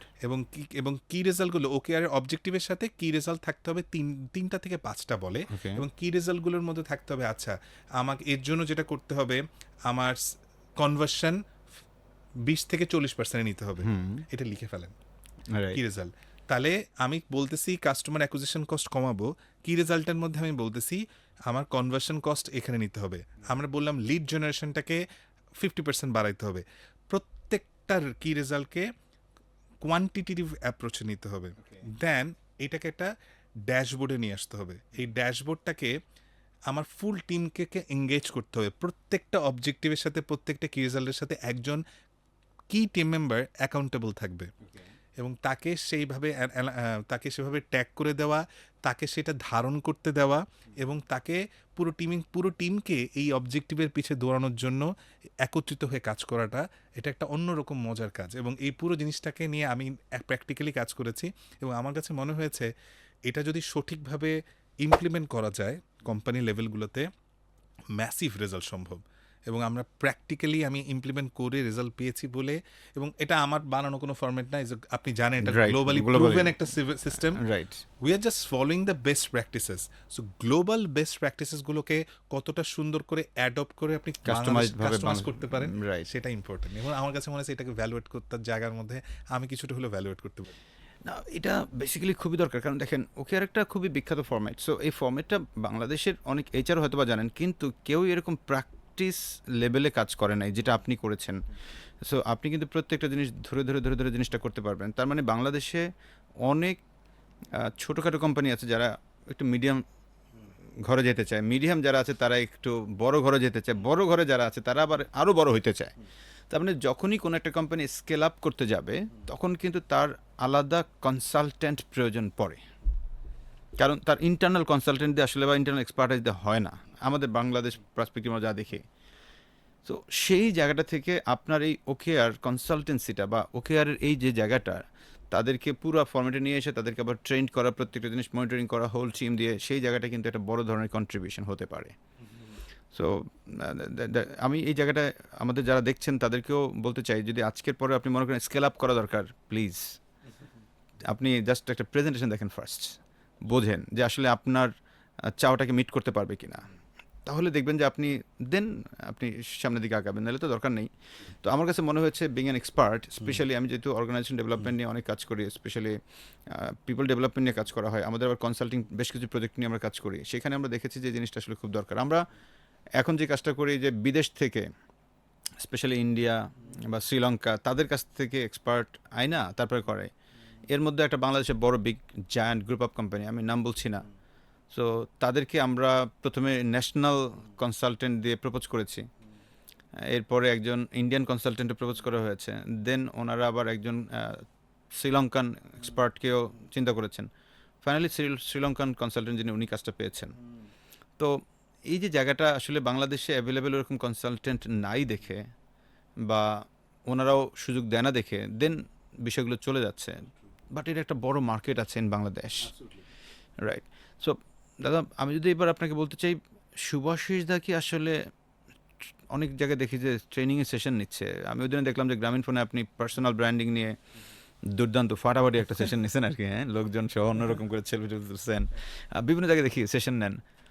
শুভাশিস ভৌমিক কি এর মধ্যে দেখলাম যে আবার পার্সোনাল ব্র্যান্ডিংয়ের ডে লং ট্রেনিং করিয়েছে, আমরা কি শুভাশিস ভৌমিককে অ্যাজ এ ট্রেনার পাচ্ছি তাহলে? আসলে ব্যাপারটা আমি বুঝাই বলি। আমি আপনাকে বলতেছিলাম যে আমার পড়াশোনা যখন আমি শেষ করি তখন আমার একটা ইচ্ছা ছিল যে আমি প্রথম দিকে টিচার হব। সো কোনো না কোনোভাবে আমি একটা বড় সময় ছোটোবেলায় মানে আলটিমেটলি ইন্টারের পরে টিউশনি করাতাম, আমার ভালো লাগতো, এই জায়গাটা আমার ভালো লাগতো। সো ওই জায়গাটার ভালো লাগার জায়গাটা রয়ে গেছে। সো আমি আসলে এই মোমেন্টে একদমভাবে যেচে কোথাও আসলে এই জিনিসটা নিয়ে করার চেষ্টা করি না। মানুষ আমাকে যখন যেটা বলে, যদি আমাকে কখনো ইনভাইট করে, আমি চেষ্টা করি এই জায়গাটা আমার যেহেতু ভালো লাগার জায়গা, ওখানে কীভাবে ভ্যালুয়েট করে করা যায় সেই জিনিসটা নিয়ে চেষ্টা করা। এবং আমি তখন দেখলাম এই কয়েকটা সেশন নেওয়ার পরে আমারও ব্যাপারটা ভালো লাগছে। হয়তো হয়তো একটা সময় আসতে পারে যে যেহেতু আমার ভালো লাগছে, আমি এনজয় করছি, আমি পার্সোনালি যেহেতু এনজয় করছি, আমি হয়তো এটাকে একটা টাইমে সাইড গিগস হিসাবেও রাখতে পারি, যদি আসলে মানুষ উপকৃত হয়। এই যে যেমন আপনি বললেন ওকে আর নিয়ে, আমার আমার যতটুকু আমি শিখেছি গ্লোবাল থেকে, এই জানাটুকু যদি আমি একটু হলে দিয়ে যেতে পারি, সমস্যা কোথায়? কারণ আমি তো চিরদিন থাকবো না। পরবর্তী প্রজন্মকে যদি আমি এই শেখাটা দিয়ে যেতে পারি, বা অথবা আমি ফিলান্থ্রপিক ইনভেস্টমেন্ট নিয়ে যতটুকু শিখেছি এটা যদি দিয়ে যেতে পারি, খারাপ বিশাল কি? ব্যাপার, বিশাল অথবা ব্যাপার। আমার কন্টেন্ট ক্রিয়েশনের বেস্ট জার্নিগুলোকে আমি যদি মাইক্রো ন্যানো ইনফ্লুয়েন্সারদেরকে শেয়ার করে তারা যদি তাদের লাইফে প্রয়োগ করে কোনো উন্নতি করতে পারে, কেন না? হ্যাঁ, রাইট। বাংলাদেশে ট্রেনিং মার্কেটটা অনেক বড় হচ্ছে এবং লাস্ট একটা স্ট্যাটিস্টিক আমি দেখছিলাম যে বাংলাদেশে 2026 সালে প্রায় 14 বা 15 মিলিয়ন ডলারের মার্কেট হতে যাচ্ছে ট্রেনিং ইন্ডাস্ট্রিটা। তো এর মধ্যে বড় একটা অংশ বিদেশ থেকে আমরা ওই যে বিভিন্ন দাতা সংস্থার কাছ থেকে পাই। বাংলাদেশের প্রাইভেট কোম্পানিগুলো এই বছরটাতে অনেক বেশি ইনভেস্ট করবে 2026 অনওয়ার্ড। ইভেন কনসাল্টিংয়েও অনেক বাড়তেছে, প্রায় যেটা দেখলাম যে $230 মিলিয়ন ঘরে চলে যাচ্ছে। হিউজ। এগুলো আসলে আপনার লোভ লাগাইতেছি। না না না আমরা চাই, কারণ হচ্ছে কোয়ালিটি সম্পন্ন একজন ট্রেনার এই সেগমেন্টে আসুক, বিকজ বাংলাদেশে প্রচুর কোয়ালিটি সম্পন্ন ট্রেনার দরকার। না, আমি বিশ্বাস করি ভাই, কারণ আমার কাছে বারবার কি মনে হয় জানেন, একটা জায়গায় প্রচণ্ড রকম, আপনি তো স্কিল ডেভেলপমেন্ট নিয়ে কাজ করেন অনেক ক্ষেত্রে, একটা জায়গায় খুব বেশি রকমভাবে স্কিল ডেভেলপমেন্ট দরকার, সেটা হচ্ছে আমাদের যারা যারা রেমিটেন্স পাঠান তাদের জায়গাটাতে। আমার কাছে বারবার মনে হয় একটা বেশ, প্রতি বছর আমি একটা স্ট্যাটিস্টিক দেখছিলাম, প্রায় 10 লাখ মানুষ দেশের বাইরে বিভিন্ন কাজে যান। ট্রাস্ট মি, তারা যদি একটু গ্রুম হয়ে যেত, হ্যাঁ, তাদের স্কিল লেভেলটাতে খুব বেসিক, ধরেন আপনি তাদেরকে প্রফেশনালি ইংলিশ শেখাইতে হবে না, তাদেরকে 200টা সেন্টেন্স শিখায় দেন, হ্যাঁ, এটা একটা ট্রেনিং হতে পারে, ম্যাসিভ চেঞ্জ দেখতে পারবেন। তাদেরকে কিছু ওয়ার্ক ইথিক্স, সেফটি নিয়ে একটা ট্রেনিং দেন, হ্যাঁ, সেই রকমের জিনিস হবে। তাদেরকে বেসিক ম্যানার্স যেটা, অথবা কিছু বেস্ট প্র্যাকটিসেস কিছু শিখায় দেন, দেখেন আপনি ম্যাসিভ জিনিসটা। তাহলে কি হবে জানেন, তারা আগামী 10 বছর, আমি দেখতে চাই বাংলাদেশের যারা রেমিটেন্সে, যারা বিদেশের বাইরে যারা কাজ করতেছেন, তারা যাতে একটু হলেও সুপারভাইজার রোলে যায়। তারা যদি সুপারভাইজার রোলে যেতে পারে না, তাহলে বাংলাদেশ থেকে আরও মানুষকে তারা নিতে পারবে, সম্মানের জায়গাটা ধরে রাখতে পারবে, এবং রেমিটেন্স বেশি হবে, ইকোনমিক জায়গাটা ধাপ করে চেঞ্জ হয়ে যাবে। এই জন্য আপনি যেটা বলতেছেন, আমার কাছে মনে হয় এর চেয়েও দ্বিগুণ 3 গুণ মার্কেট সম্ভব, যদি আমরা তাদেরকে, মার্কেটটা বড়, তারা প্রতি বছর যদি 10 লাখ করে মানুষ যায়, এই মানুষগুলো যদি 10%, মানে 1 লাখকেও আপনি যদি এই লেভেলে ট্রেনিং দিতে পারেন, তাহলে কত বড় মার্কেট হতে পারে, কি চমৎকার। এবং জাস্ট থিঙ্ক অ্যাবাউট, মনিটারি চিন্তা বাদ দেন, ইম্প্যাক্ট একবার চিন্তা করেন, এই মানুষগুলো আপনার মন থেকেও তো সেই লেভেলে ভালো লাগবে যে আপনি এই মানুষটার জীবন চেঞ্জ করে দিচ্ছেন। হ্যাঁ, বিশাল ব্যাপার। বিং এ ট্রেনার আমার কাছেও যেটা মনে হয়, যেমন আমি ভাই গতকালকে এটা কিছু একটা করেন। আমার কাছে বারবার মনে হয় যে এই ভিডিওর মাধ্যমে যারা ট্রেনার অ্যাসোসিয়েশনের সাথে যুক্ত আছেন, আমার একটা হাম্বল রিকোয়েস্ট, এই মানুষগুলোর জন্য কিছু একটা করেন। এই মানুষগুলো যদি ট্রেনিংটা পায়, এই বেসিক যে ট্রেনিংটাতে আমি যেটা বললাম, হ্যাঁ, এবং মানুষটাকে যদি স্ক্যাম স্ক্যাম বোঝার জন্য সেই ক্যাপাবিলিটিসটাও শিখায় দেন, শেখানো যায়। Yes. Basic IT training, mobile apps কীভাবে ব্যবহার করতে হয়, কোন কোন জিনিস থেকে করতে হয়, বেসিক, কিন্তু এটার জন্য খুব বেশি রকম বিশাল অ্যারেঞ্জমেন্ট লাগবে না, ওকে আর মোকেরও লাগবে না, হ্যাঁ, খুব চমৎকার। এটা যে কি লেভেলের একটা রিপল এফেক্ট হইতে পারে, মারাত্মক লেভেলের। সো আমার একটা হাম্বল রিকোয়েস্ট যে ওই মানুষগুলোর জন্য কিছু একটা করা রাইট। উচিত। যারা আমাদেরকে দেখছেন, দাদা একটা শব্দ ইউজ করেছেন, রিপল এফেক্ট। এটার মানে হলো 1 থেকে 2, 2 থেকে 4, 4 থেকে 8, 8 থেকে 16, এরকম করে বেড়ে যায় আর কি। হ্যাঁ, সম্ভব। দাদা, এখানে যদি আমি আপনাকে বলি যে trainers association of Bangladesh, last আমাদের যে ট্রেনার্সের ইভেন্টটাতে, ট্রেনার্স মিটে আপনি এসেছিলেন এবং আপনি একটু কথাও বলেছেন। আমাদের অন্যতম একটা চাওয়া যে বাংলাদেশ থেকে দক্ষ মানুষ তৈরি করে বিদেশে পাঠানো, এটা একটা ফ্যাক্টর। আরেকটা হচ্ছে যে বাংলাদেশে যারা আমরা কাজ করছি, এমপ্লয়ি, কর্পোরেট সেক্টরে, তাদেরকে আরও দক্ষতা বাড়ানো, হিউম্যান ক্যাপিটাল নিয়ে, এরকম বেশ কিছু স্বপ্ন নিয়ে বেসিক্যালি এই ধরনের একটা অ্যাসোসিয়েশন ফর্মেশন হয়েছে, যেটা অলরেডি 1 বছর হয়ে গেছে এবং এটা নিয়ে কাজ করছি। এবং আপনি জানেন যে এটার মেইন ব্রেন চাইল্ডটাও আসলে আমার। এই ট্রেনার্স অ্যাসোসিয়েশন এটা নিয়ে আমরা চেষ্টা করছি প্রতিনিয়ত কাজ করতে। এখন সেখানে যদি শুভাশিস ভৌমিকের মতো এরকম জায়ান্ট মানুষজন এসে যায়, কন্ট্রিবিউট করে, তখনই কেবল আসলে এই জিনিসগুলো আরও অনেক বড় ধরনের জায়গায় যাবে। এবং আপনি অলরেডি আমাদের অ্যালাইনমেন্টে অনেক কাজ করছেন, কন্ট্রিবিউট করছেন। আমি চাচ্ছি যে আপনার মাধ্যমে আরও অন্যদেরকেও জানাতে যে ইয়াস, এরকম একটা প্ল্যাটফর্ম আছে, যদি যে কেউ চায় এখানে অংশগ্রহণ করে এখান থেকে আরও অনেক অনেক নিজেকে গ্রো করতে পারে। সো আমি এখানে যদি আপনাকে বলি যে এখন ট্রেনার্স এই যে জায়গাটা থেকে ধরেন, আপনি তো পার্সোনাল ব্র্যান্ডিং বা বিভিন্ন জায়গায় নিয়ে বলেছেন, বিং এ ট্রেনার আপনারা তো আমাদেরকে বাইরে থেকে দেখেন। সো এই সেগমেন্টটা যেহেতু বড় হচ্ছে, ট্রেনাররা কোন কোন জায়গাটাতে নিয়ে কাজ করলে অথবা কিভাবে কাজ করলে এই প্রফেশনে সে বড় হতে পারবে বলে আপনার বাইরে একজন মানুষ হিসেবে মনে হয়? নট, আপনি তো ট্রেনার এখনও ডিরেক্টলি হয়ে যান নাই। True. সো সাধারণ মানুষের দৃষ্টির কনসেপ্ট থেকে শুনতে চাই। বিশ্বাস করেন, প্রথম কথা, আপনার ট্রেনিং মার্কেটটা না, যেমন সেলফ গ্রুমিং ব্যাপারটা আমরা এখনো বুঝি না। রাইট। প্রথম কথা, সেলফ গ্রুমিং যে কতটা ইম্পর্ট্যান্ট এবং কন্টিনিউয়াস লার্নিং যে কতটা একটা বড় ইম্পর্ট্যান্ট ফ্যাক্টর, এটা আমাদের দেশের কালচার এখনও ঢুকে নাই, ডিএনএতে ঢুকে নাই। সো আমার কাছে যেটা মনে হয়, বাইরের দেশে প্রত্যেকটা মোমেন্টে, প্রত্যেকটা ইভেন মাল্টিনেশনাল কোম্পানিগুলো প্রত্যেক মোমেন্টে তাদের এমপ্লয়ীদেরকে ট্রেন করে, ছোট ছোট ছোট, এবং ওরা জানে যে ছোট্ট ছোট্ট ছোট্ট ছোট্ট চেঞ্জ কীরকম রিপল এফেক্ট ফেলতে পারে। সো আমার কাছে সেই জায়গাটা মনে হয় ট্রেনার্স অ্যাসোসিয়েশনস বা আপনারা যারা আছেন, তারা কিভাবে এই হোল মার্কেটে এইটার একটা অ্যাওয়ারনেস ক্রিয়েট করা যায়, ওকে। এবং অলরেডি শুরু করেছেন। আমি আপনার লাস্ট ইভেন্টে দিয়ে যখন দেখলাম এরকম 2-3 হাজার মানুষজন একসাথে কাজ করছে, এটা আমার কাছে খুব ভালো মনে হচ্ছে। আরে এটা তো বেশ বড় একটা প্রফেশন হতে পারে। সো ওই জায়গাটা আমার কাছে মনে হয়েছে সবার আগে মানুষের আস্থাটা নিয়ে আসা, যে সেলফ গ্রুমিং জায়গাটার জন্য তোমার একজন মেন্টর লাগবে। মেন্টর। মেন্টরের প্রয়োজনীয়তা আমরা কেউ বুঝিই না। রাইট। আগে কিন্তু একজন ট্রাক ড্রাইভার কিন্তু বুঝে ওস্তাদ মানে, ওস্তাদ মানে, রাইট। ওস্তাদ মানে ওস্তাদ থেকে শিখা কিছু, কিন্তু ওস্তাদরে অনেক রকম সম্মান দেয়। Right. ওস্তাদ ব্যাপারটা কিন্তু আমরা বেশি জানাই হচ্ছে সমস্যা হয়ে গেছে, যে আমরা মনে করি আমাদের ওস্তাদ দরকার নেই, আমাদের সব শিখে ফেলছি।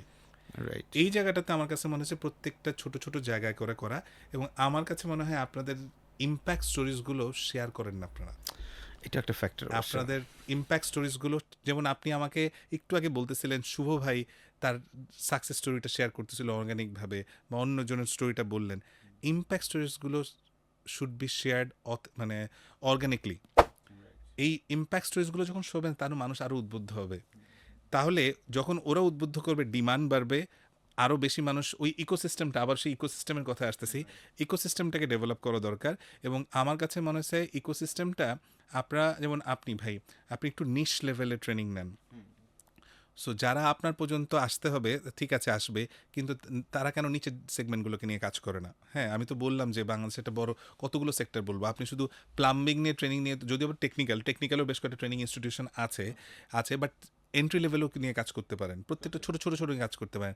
আমি আমার আশেপাশের দেশগুলোতে আমি দেখছি, আমি অস্ট্রেলিয়া নিয়ে আমি চিন্তা করি, বুঝছেন।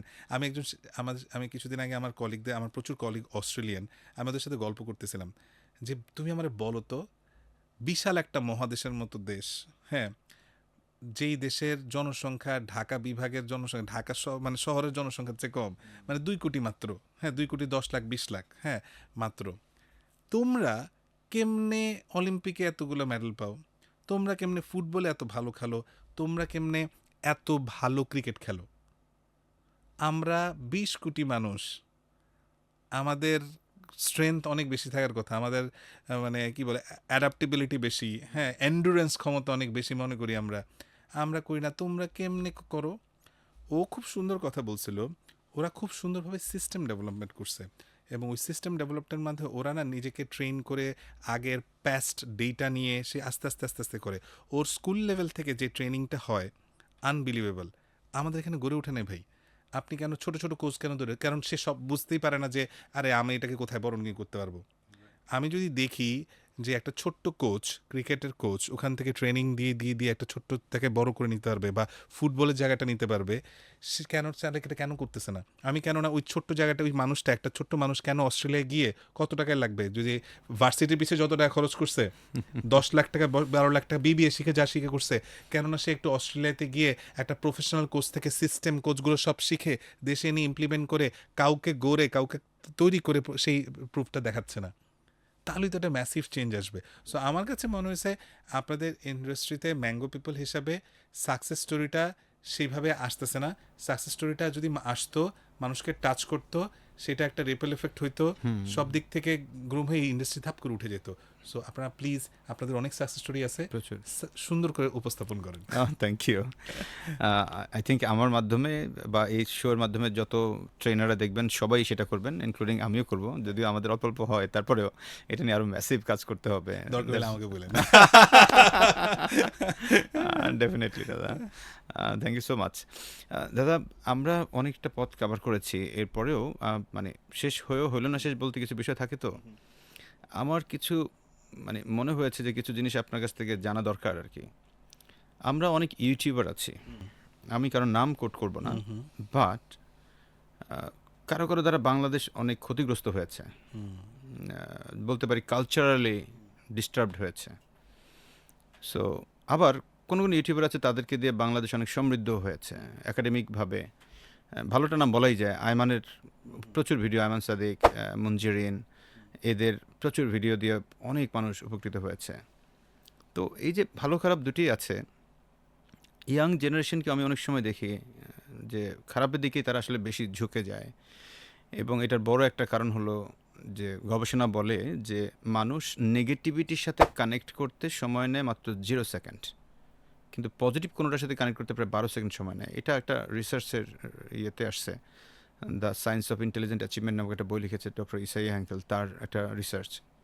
তো আপনার কাছে একটা প্রশ্ন যে আসলে আমার কি দায়বদ্ধতাটা নাই যে আমি একজন ভালো ইউটিউবার অর ভালো ইনফ্লুয়েন্সার, আমি সমাজকে ক্ষতি করতে পারে এমন বিষয়গুলোকে তুলে ধরা উচিত কি না?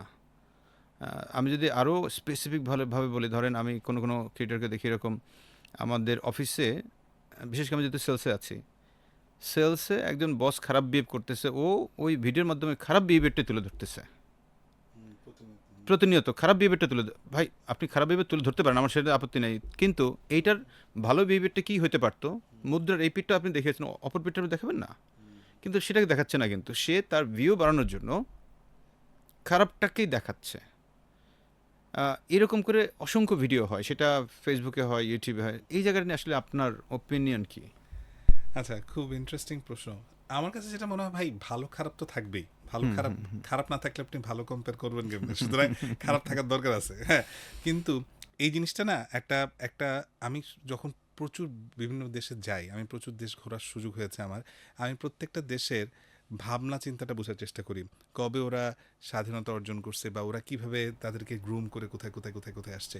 আপনি যতই গ্রুমড হয়েছেন না, তত আপনি প্রত্যেক জিনিস শিখছেন, এবং শেখার পর পর আপনি বুঝতে পারছেন যে ও আচ্ছা, এটা অ্যাটিকেটের মধ্যে পড়ে। ও আচ্ছা, অ্যাটিকেট কখন আসে জানেন? এই জিনিসগুলো কখন আসে? আপনি যখন স্যাচুরেশনের দিকে যেতে থাকেন, হ্যাঁ। সো খালি পেটে, ক্ষুধার্ত পেটে, দারিদ্রতায় এই অ্যাটিকেট কাজ করে না, হ্যাঁ। সো আমার কাছে মনে হয় আমরা এমন একটা অবস্থানে আছি, আমরা আস্তে আস্তে উপরের দিকে যাচ্ছি, হ্যাঁ। যখন শিখে যাব, যখন ধরেন এটার মধ্যে কেউ কেউ রোল মডেল হয়ে আপনার মতো হয়ে আগে আসবে। ধরেন আপনি যেরকম সেলস নিয়ে ভালো ভালো কাজ করতেছেন, এবং এটা অনেকটা ক্ষেত্রে কারণ আপনি বললেন আপনি ইন্টারন্যাশনাল আপনি ইন্টারন্যাশনাল ট্রেনিংয়ে চলে যাচ্ছেন, এইটা শেখার জন্য এখানে টাকা খরচ করছেন, ওটার জন্য সব কিছু আপনি বেস্ট প্র্যাকটিসগুলো দেখে ফেলছেন। ওয়ার্ল্ডের বেস্ট প্র্যাকটিসটা কী হতে পারে, পৃথিবীতে আবিষ্কৃত বেস্ট প্র্যাকটিসটা কী, আপনার ফেলো কলিগস যে, সে তো দেখে নাই এখনো। তার জন্য আসলে তার জগৎটা আসলে ছোট্ট জায়গায় আছে এখনো, তার এখনো স্যাচুরেশন জায়গায় বুঝতে পারে নাই। সো ও যতক্ষণ ওই জায়গাটাতে আসবে, ওই ম্যাচুরিটি আসবে, ততক্ষণ এই কাজগুলো করতে থাকবে। সো এই জন্য আমার দরকার হচ্ছে আপনি রোল মডেল হয়ে আরও বেশি পজিটিভ জিনিস শেয়ার করতে থাকেন, আস্তে আস্তে স্যাচুরেশনে আসবে। আপনি ইনস্ট্যান্ট চেঞ্জ করতে পারবেন না। ধরেন আপনি কথার কথা সুইজারল্যান্ডে গিয়ে আপনি প্রত্যেকটা মানুষের চাল চলন, কথাবার্তার ধরন, প্রত্যেকটা বাসে ওঠার পর তাদের বসা স্টাইল, আর আমার দেশের বা আফ্রিকান কান্ট্রি গিয়ে একই রকম আপনি এক্সপেক্টই করতে পারেন না, এবং আপনি এক্সপেক্ট করেনও না, হ্যাঁ, তাই না? সো ওই জন্য আমার কাছে মনে হয়েছে যে ভালো ভালো কন্টেন্ট থাকবে, খারাপ কন্টেন্টও থাকতে পারে, আমাদেরকে আসলে বেস্ট প্র্যাকটিসেসগুলো শেয়ার করতে হবে। জানো, ওয়ার্ল্ডের বেস্ট প্র্যাকটিসটা এইটা। তখন ওরা আস্তে আস্তে আস্তে আস্তে আস্তে ঠিকই আসে পড়বে, এবং ও বুঝবে ওয়ার্ল্ডে সাস্টেনেবল থাকে ওই ওই ভালো জিনিসগুলোই। হয়তো আনসাস্টেনেবল পথটা তোমাকে কুইক একটা রেজাল্ট দিয়ে দিবে, বাট ওরা শিখে গেছে যারা বেস্ট বড় বড় কান্ট্রিগুলা, তারা কিন্তু বেস্ট প্র্যাকটিস, এই জন্য কিন্তু ওরা কমপ্লায়েন্স লিস্ট বানায়। ওরা কিন্তু দেখবেন একটা জায়গা যাওয়ার সময় এই জানো তুমি এই কমপ্লায়েন্স করো। আমাদের দেশে কোনো কমপ্লায়েন্সের কোনো লিস্টই নাই। আমরা এতবার আগুন লেগে যায়, এতবার এই ধরা খাই, তারপরেও কোনো কিছু নাই, কিন্তু ওদের প্রত্যেকটা এখন ওরা খুব কমপ্লায়েন্স লিস্ট মেনটেন করে। সো আমার মনে হয় কন্টেন্ট ক্রিয়েশনের ক্ষেত্রে কমপ্লায়েন্সগুলো আসা শুরু করবে যখন আপনি ওই ইকোসিস্টেমকে স্ট্রং করবেন, রুলস অ্যান্ড রেগুলেশনকে স্ট্রং করবেন। আবারও আমি ওই একই জায়গায় যাচ্ছি, নেগেটিভ জিনিসটাতে যাচ্ছে মনিটাইজেশন পলিসির জন্য। ও দেখতেছে ভাই পেট চালাইতে হবে, তো ও চাইতেছে শর্টকাটে উপরে উঠতে হবে। ওর জন্য আপনি কি ভাবতেছেন যে এটা ম্যাটার করে না।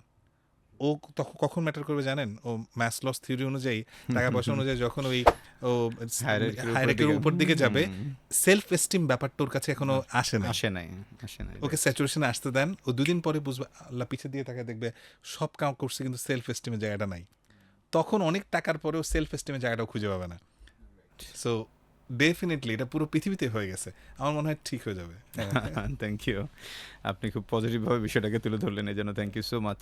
এখন আমার পরের প্রশ্ন, আমি একটু আগে শুনছিলাম যে আপনি প্রায় এই যাবৎকালে 45 থেকে 46টা কান্ট্রিতে ঘুরেছেন। আমি আপনার ভিডিও দেখলে দেখি যে আজকে তো এই দেশ, কালকে আরেক দেশ, পরশুদিন আরেক দেশ।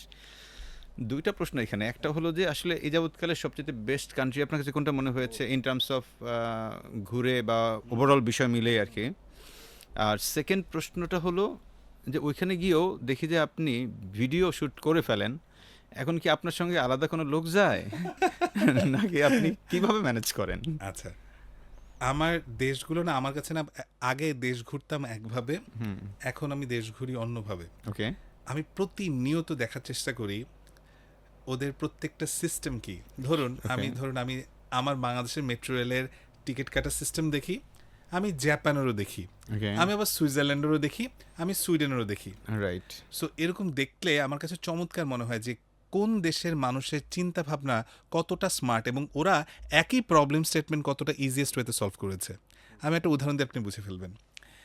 আমার কাছে আপনি যদি বলেন আমার সুইডেন খুব ভালো লেগেছে, হ্যাঁ, অ্যান্ড সবাই বলবে সুইজারল্যান্ড, অস্ট্রিয়া। আমি সুইজারল্যান্ড গিয়েছি, আমি গেছি। আমার সুইডেন প্রাকৃতিক সৌন্দর্য তো দিক থেকে ডেফিনেটলি সুইজারল্যান্ড ভালো, কিন্তু আমার সুইডেন অস্ট্রিয়া ভালো লেগেছে সুইডেনের বিভিন্ন সিস্টেম দেখে।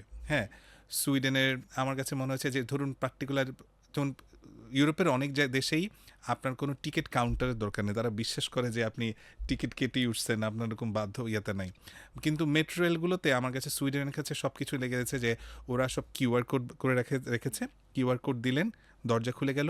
কিন্তু অনেক জায়গায় আমি দেখেছি বের হওয়ার সময় ওরা আবার আলাদা করে কার্ড পাঞ্চ বা ইয়েতে রাখে নাই। ধরেন টিউকেতে আপনি সব জায়গায় বা আমাদের ক্ষেত্রেও টিকিট পাঞ্চ করছেন, ঢুকছেন, বের হওয়ার সময় আবার টিকিট পাঞ্চ করছেন, বেরোচ্ছেন।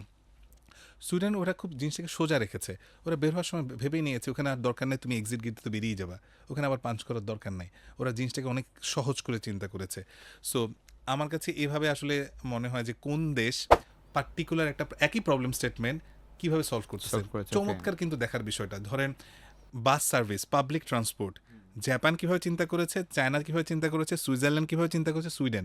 আপনি যখন চারটা দেশে এভাবে দেখবেন, আপনার কাছে মনে হবে বাহ, কোন দেশের মানুষের বুদ্ধিমত্তা কোন লেভেলে, যে একই প্রবলেম স্টেটমেন্ট তারা কীভাবে সলভ করছে এবং ওই মানুষগুলো কীভাবে অ্যাডপ্ট করছে।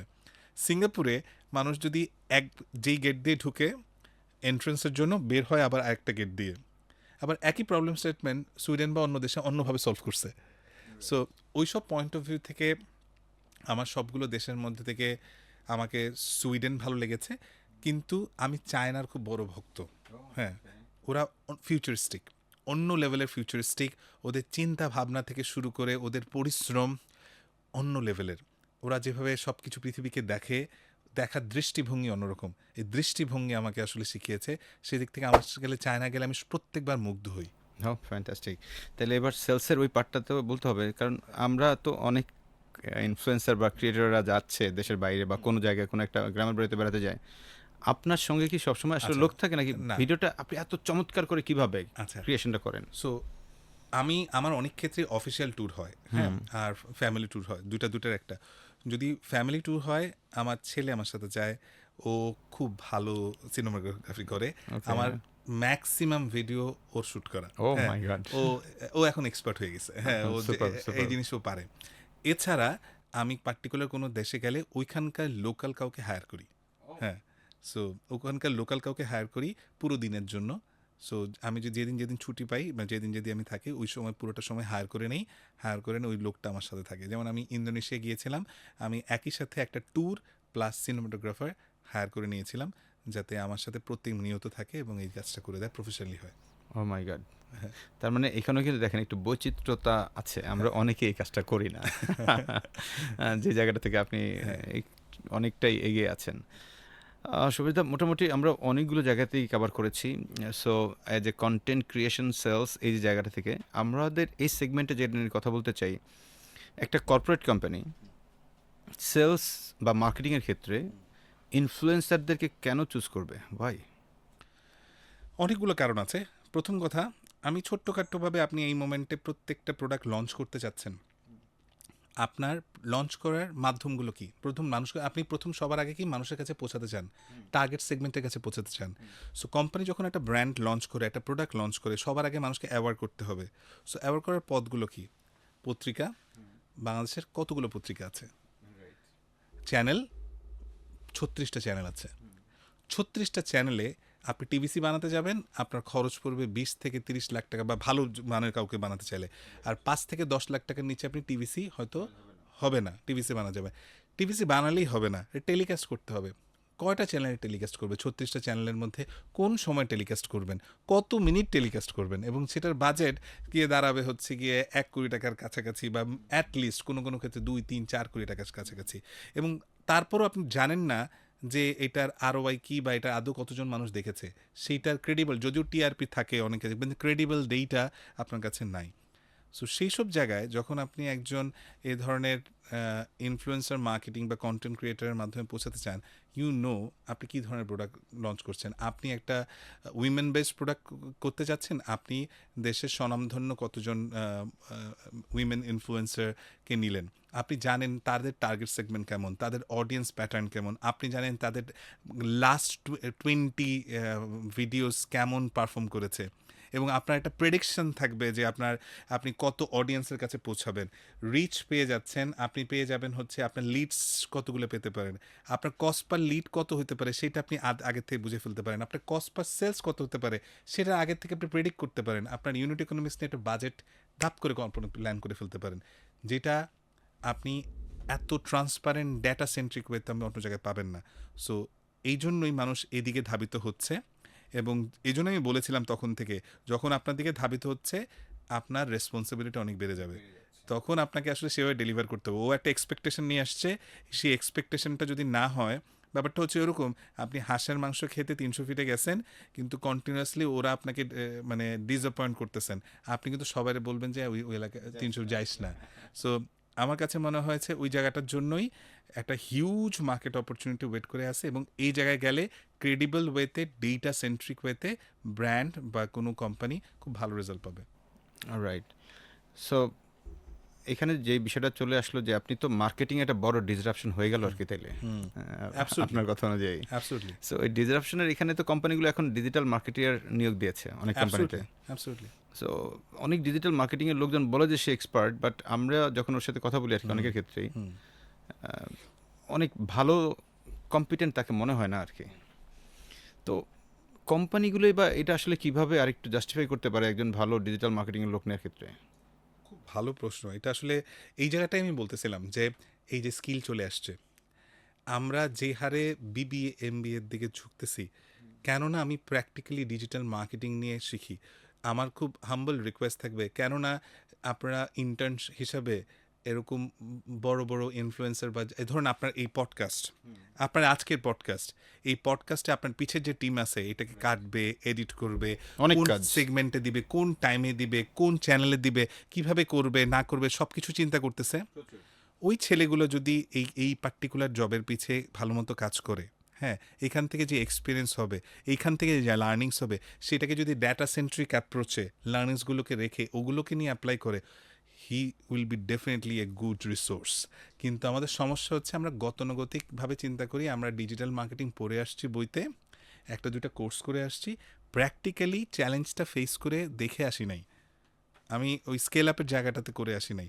সো আমার কাছে হয় যে প্র্যাকটিক্যালি নলেজটা খুব ইম্পর্ট্যান্ট, এবং শেখাটা ইম্পর্ট্যান্ট, ফেল হোক না। অ্যাবসলিউটলি দাদা। এখানে আমার একটা ঝামেলা, আমার কাছে একটা ফ্ল মনে হয়, ঝামেলা না ফ্ল মনে হয়, এবং একটা কনস্ট্রেন্ট মনে হয়, আমরা ভালোভাবে রিসার্চ করি না।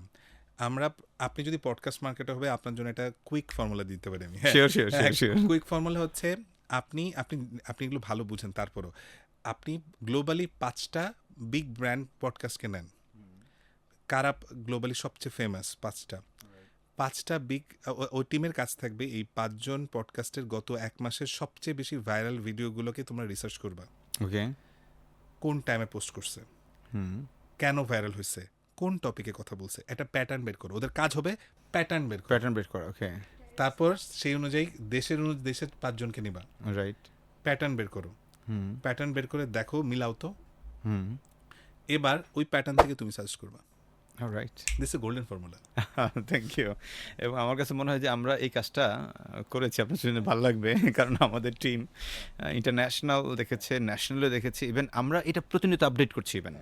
ইভেন আপনি জানলে অবাক হবেন যে যে অ্যানিমেশনগুলো আসে এই জায়গাগুলোর মধ্যেও পর্যন্ত আমরা আপডেট আনার চেষ্টা করি এই বড় বড় কন্টেন্ট ক্রিয়েটারদেরকে দেখে, যারা এই ধরনের পডকাস্টগুলো করছে। So this is our golden rule, যেটা আপনি বললেন, যদি আমি ভালো করতেই চাই ইন্টারন্যাশনাল ন্যাশনাল দেখে এবার এখান থেকে একটা Analysis বেস্ট করে, অ্যানালাইসিস হ্যাঁ। করে বেস্ট বিষয়টাকে বের করা। অ্যাবসলিউটলি। দেখেন, একজন দৌড়বিদ, সে যদি অলিম্পিক রেকর্ড ভাঙতে চায়, সে কি করে? সবার আগে দেখে আগের রেকর্ড কত, কারা কারা ভাঙছে, তাদের ফিজিক্যাল স্ট্রেংথ কত, তাদের ওজন কত, হ্যাঁ, তারা ইনিশিয়াল স্পিডটা কেমন কত দেয়, কিভাবে তারা প্যাটার্নগুলো কী ছিল। এবং আমাদের যেটা ঝামেলা ভাই, ডেফিনেটলি আমরা করি, কিন্তু আমরা টুলস ব্যবহার করি না। You need right tools. So sophisticated softwares, যেটা প্যাটার্নগুলো থেকে আপনাকে ডেটা সেন্ট্রিক দেবে, নাকি এটা কোয়ালিটেটিভ অ্যাপ্রোচ। আপনার কাছে মনে হচ্ছে, আপনার টিম বলছে যে ভাই এইটা অ্যানিমেশনটা চলো আমি দেখছি না। So there are some different kinds of tools, যে টুলসগুলো গ্লোবালি ব্যবহার করে তারা কিভাবে এটাকে করতেছে সেইটাও দরকার। যেমন আপনি সিআরএম, কত বিজনেসে আমরা সিআরএম নিয়ে অনেকগুলো সফটওয়্যার আছে, কিন্তু কোনটা সবচেয়ে বেশি বাংলাদেশে এফেক্টিভ মার্কেটকে ক্যাটার করতে পারছে? এটা কি সেলসফোর্স নাকি হাবস্পট? হ্যাঁ, রাইট। সো এই জিনিসগুলো, সেই জিনিসটা বুঝতে হবে। সো আপনি সিআরএম করছেন কিন্তু আপনার টুলস নাই ভালো, আপনি কাস্টমারকে ভালো সার্ভিস দিতে চান কিন্তু আপনার সেই রাইট টুলসই নাই, রাইট। তাহলে তো আপনি স্কেল আপ করতে পারবেন না। রাইট। থ্যাংক ইউ দাদা, থ্যাংক ইউ সো মাচ। আমরা লম্বা একটা সময় কথা বলেছি, আপনার অনেক মূল্যবান সময় আমাকে দিয়েছেন। আমি জানি আপনি প্রচণ্ড রকম ব্যস্ত, এই ব্যস্ততার মাঝেও সেলস পডকাস্টে এসেছেন, এটা জেনে আমার কাছে খুবই ভালো লাগছে, এবং আপনি সময় দিয়েছেন, লম্বা একটা সময় অনেক কিছু জেনেছি, আমি নিজেও অনেক উপকৃত হয়েছি। সো আমাদের দর্শকদের উদ্দেশ্যে যদি আপনার ওভারঅল কোনো মেসেজ লাস্টে দেওয়ার থাকে। না, আমার একটাই মেসেজ, যে আমি সব জায়গায় দেওয়ার চেষ্টা করি। আমার কাছে বারবার মনে হয় যে আমাদের বাংলাদেশে প্রায় 9,40,00,000 মানুষ 15 থেকে 29 বছরের মধ্যে, হ্যাঁ। সো আমাদের দেশ গড়ার জন্য আসলে 9,40,00,000 মানুষ পৃথিবীর 10-12টা দেশ বা 15টা 20টা দেশের জনসংখ্যাও না, হ্যাঁ। এবং ইয়াং, এনার্জেটিক এই মানুষগুলো যদি একটু সঠিকভাবে স্কিল হয়ে আমাদের দেশের জন্য আসলে পজিটিভলি কাজ করে, রাদার দেন ফেসবুকে বুলশিটিং না করে, একজনের পিছে না লেগে, বা বেস্ট প্র্যাকটিসেসগুলো, এবং এরা যদি অ্যাম্বাসেডর হয়ে পরবর্তী প্রজন্মকে দেখায় দেয় যে পৃথিবীর বেস্ট প্র্যাকটিসেসগুলো এইটা, আমরা বাংলাদেশে এই প্র্যাকটিসেসগুলো ইমপ্লিমেন্ট করব স্ব ক্ষেত্রে। এবং আমি হয়তো আমার নিজের স্কিলটা ক্রিকেটে নিয়ে আমি একটা দেশের বেস্ট ক্রিকেটার হব, অথবা আমি টার্গেট করব অলিম্পিকে এইটা আনবই, অথবা আমি টার্গেট করব দাবায় আমি ভালো করব, আমি টার্গেট করব ফুটবলে কিছু করব। এই জেদটা, এই টার্গেটটা নেওয়ার আমার কাছে মনে হয়েছে মানুষ কম আছে। আমি চাই নতুন প্রজন্ম এই জেদটা নিয়ে কাজ করুক, নিজের তো ডেভেলপমেন্ট হবেই, পরোক্ষভাবে কয়েক জেনারেশন উপকৃত হয়ে যাবে। থ্যাংক ইউ সো মাচ দাদা। ডিয়ার ভিউয়ার্স, আপনারা যারা আমাদেরকে এতক্ষণ ধরে দেখেছেন তাদের সবাইকে অসংখ্য ধন্যবাদ এবং কৃতজ্ঞতা।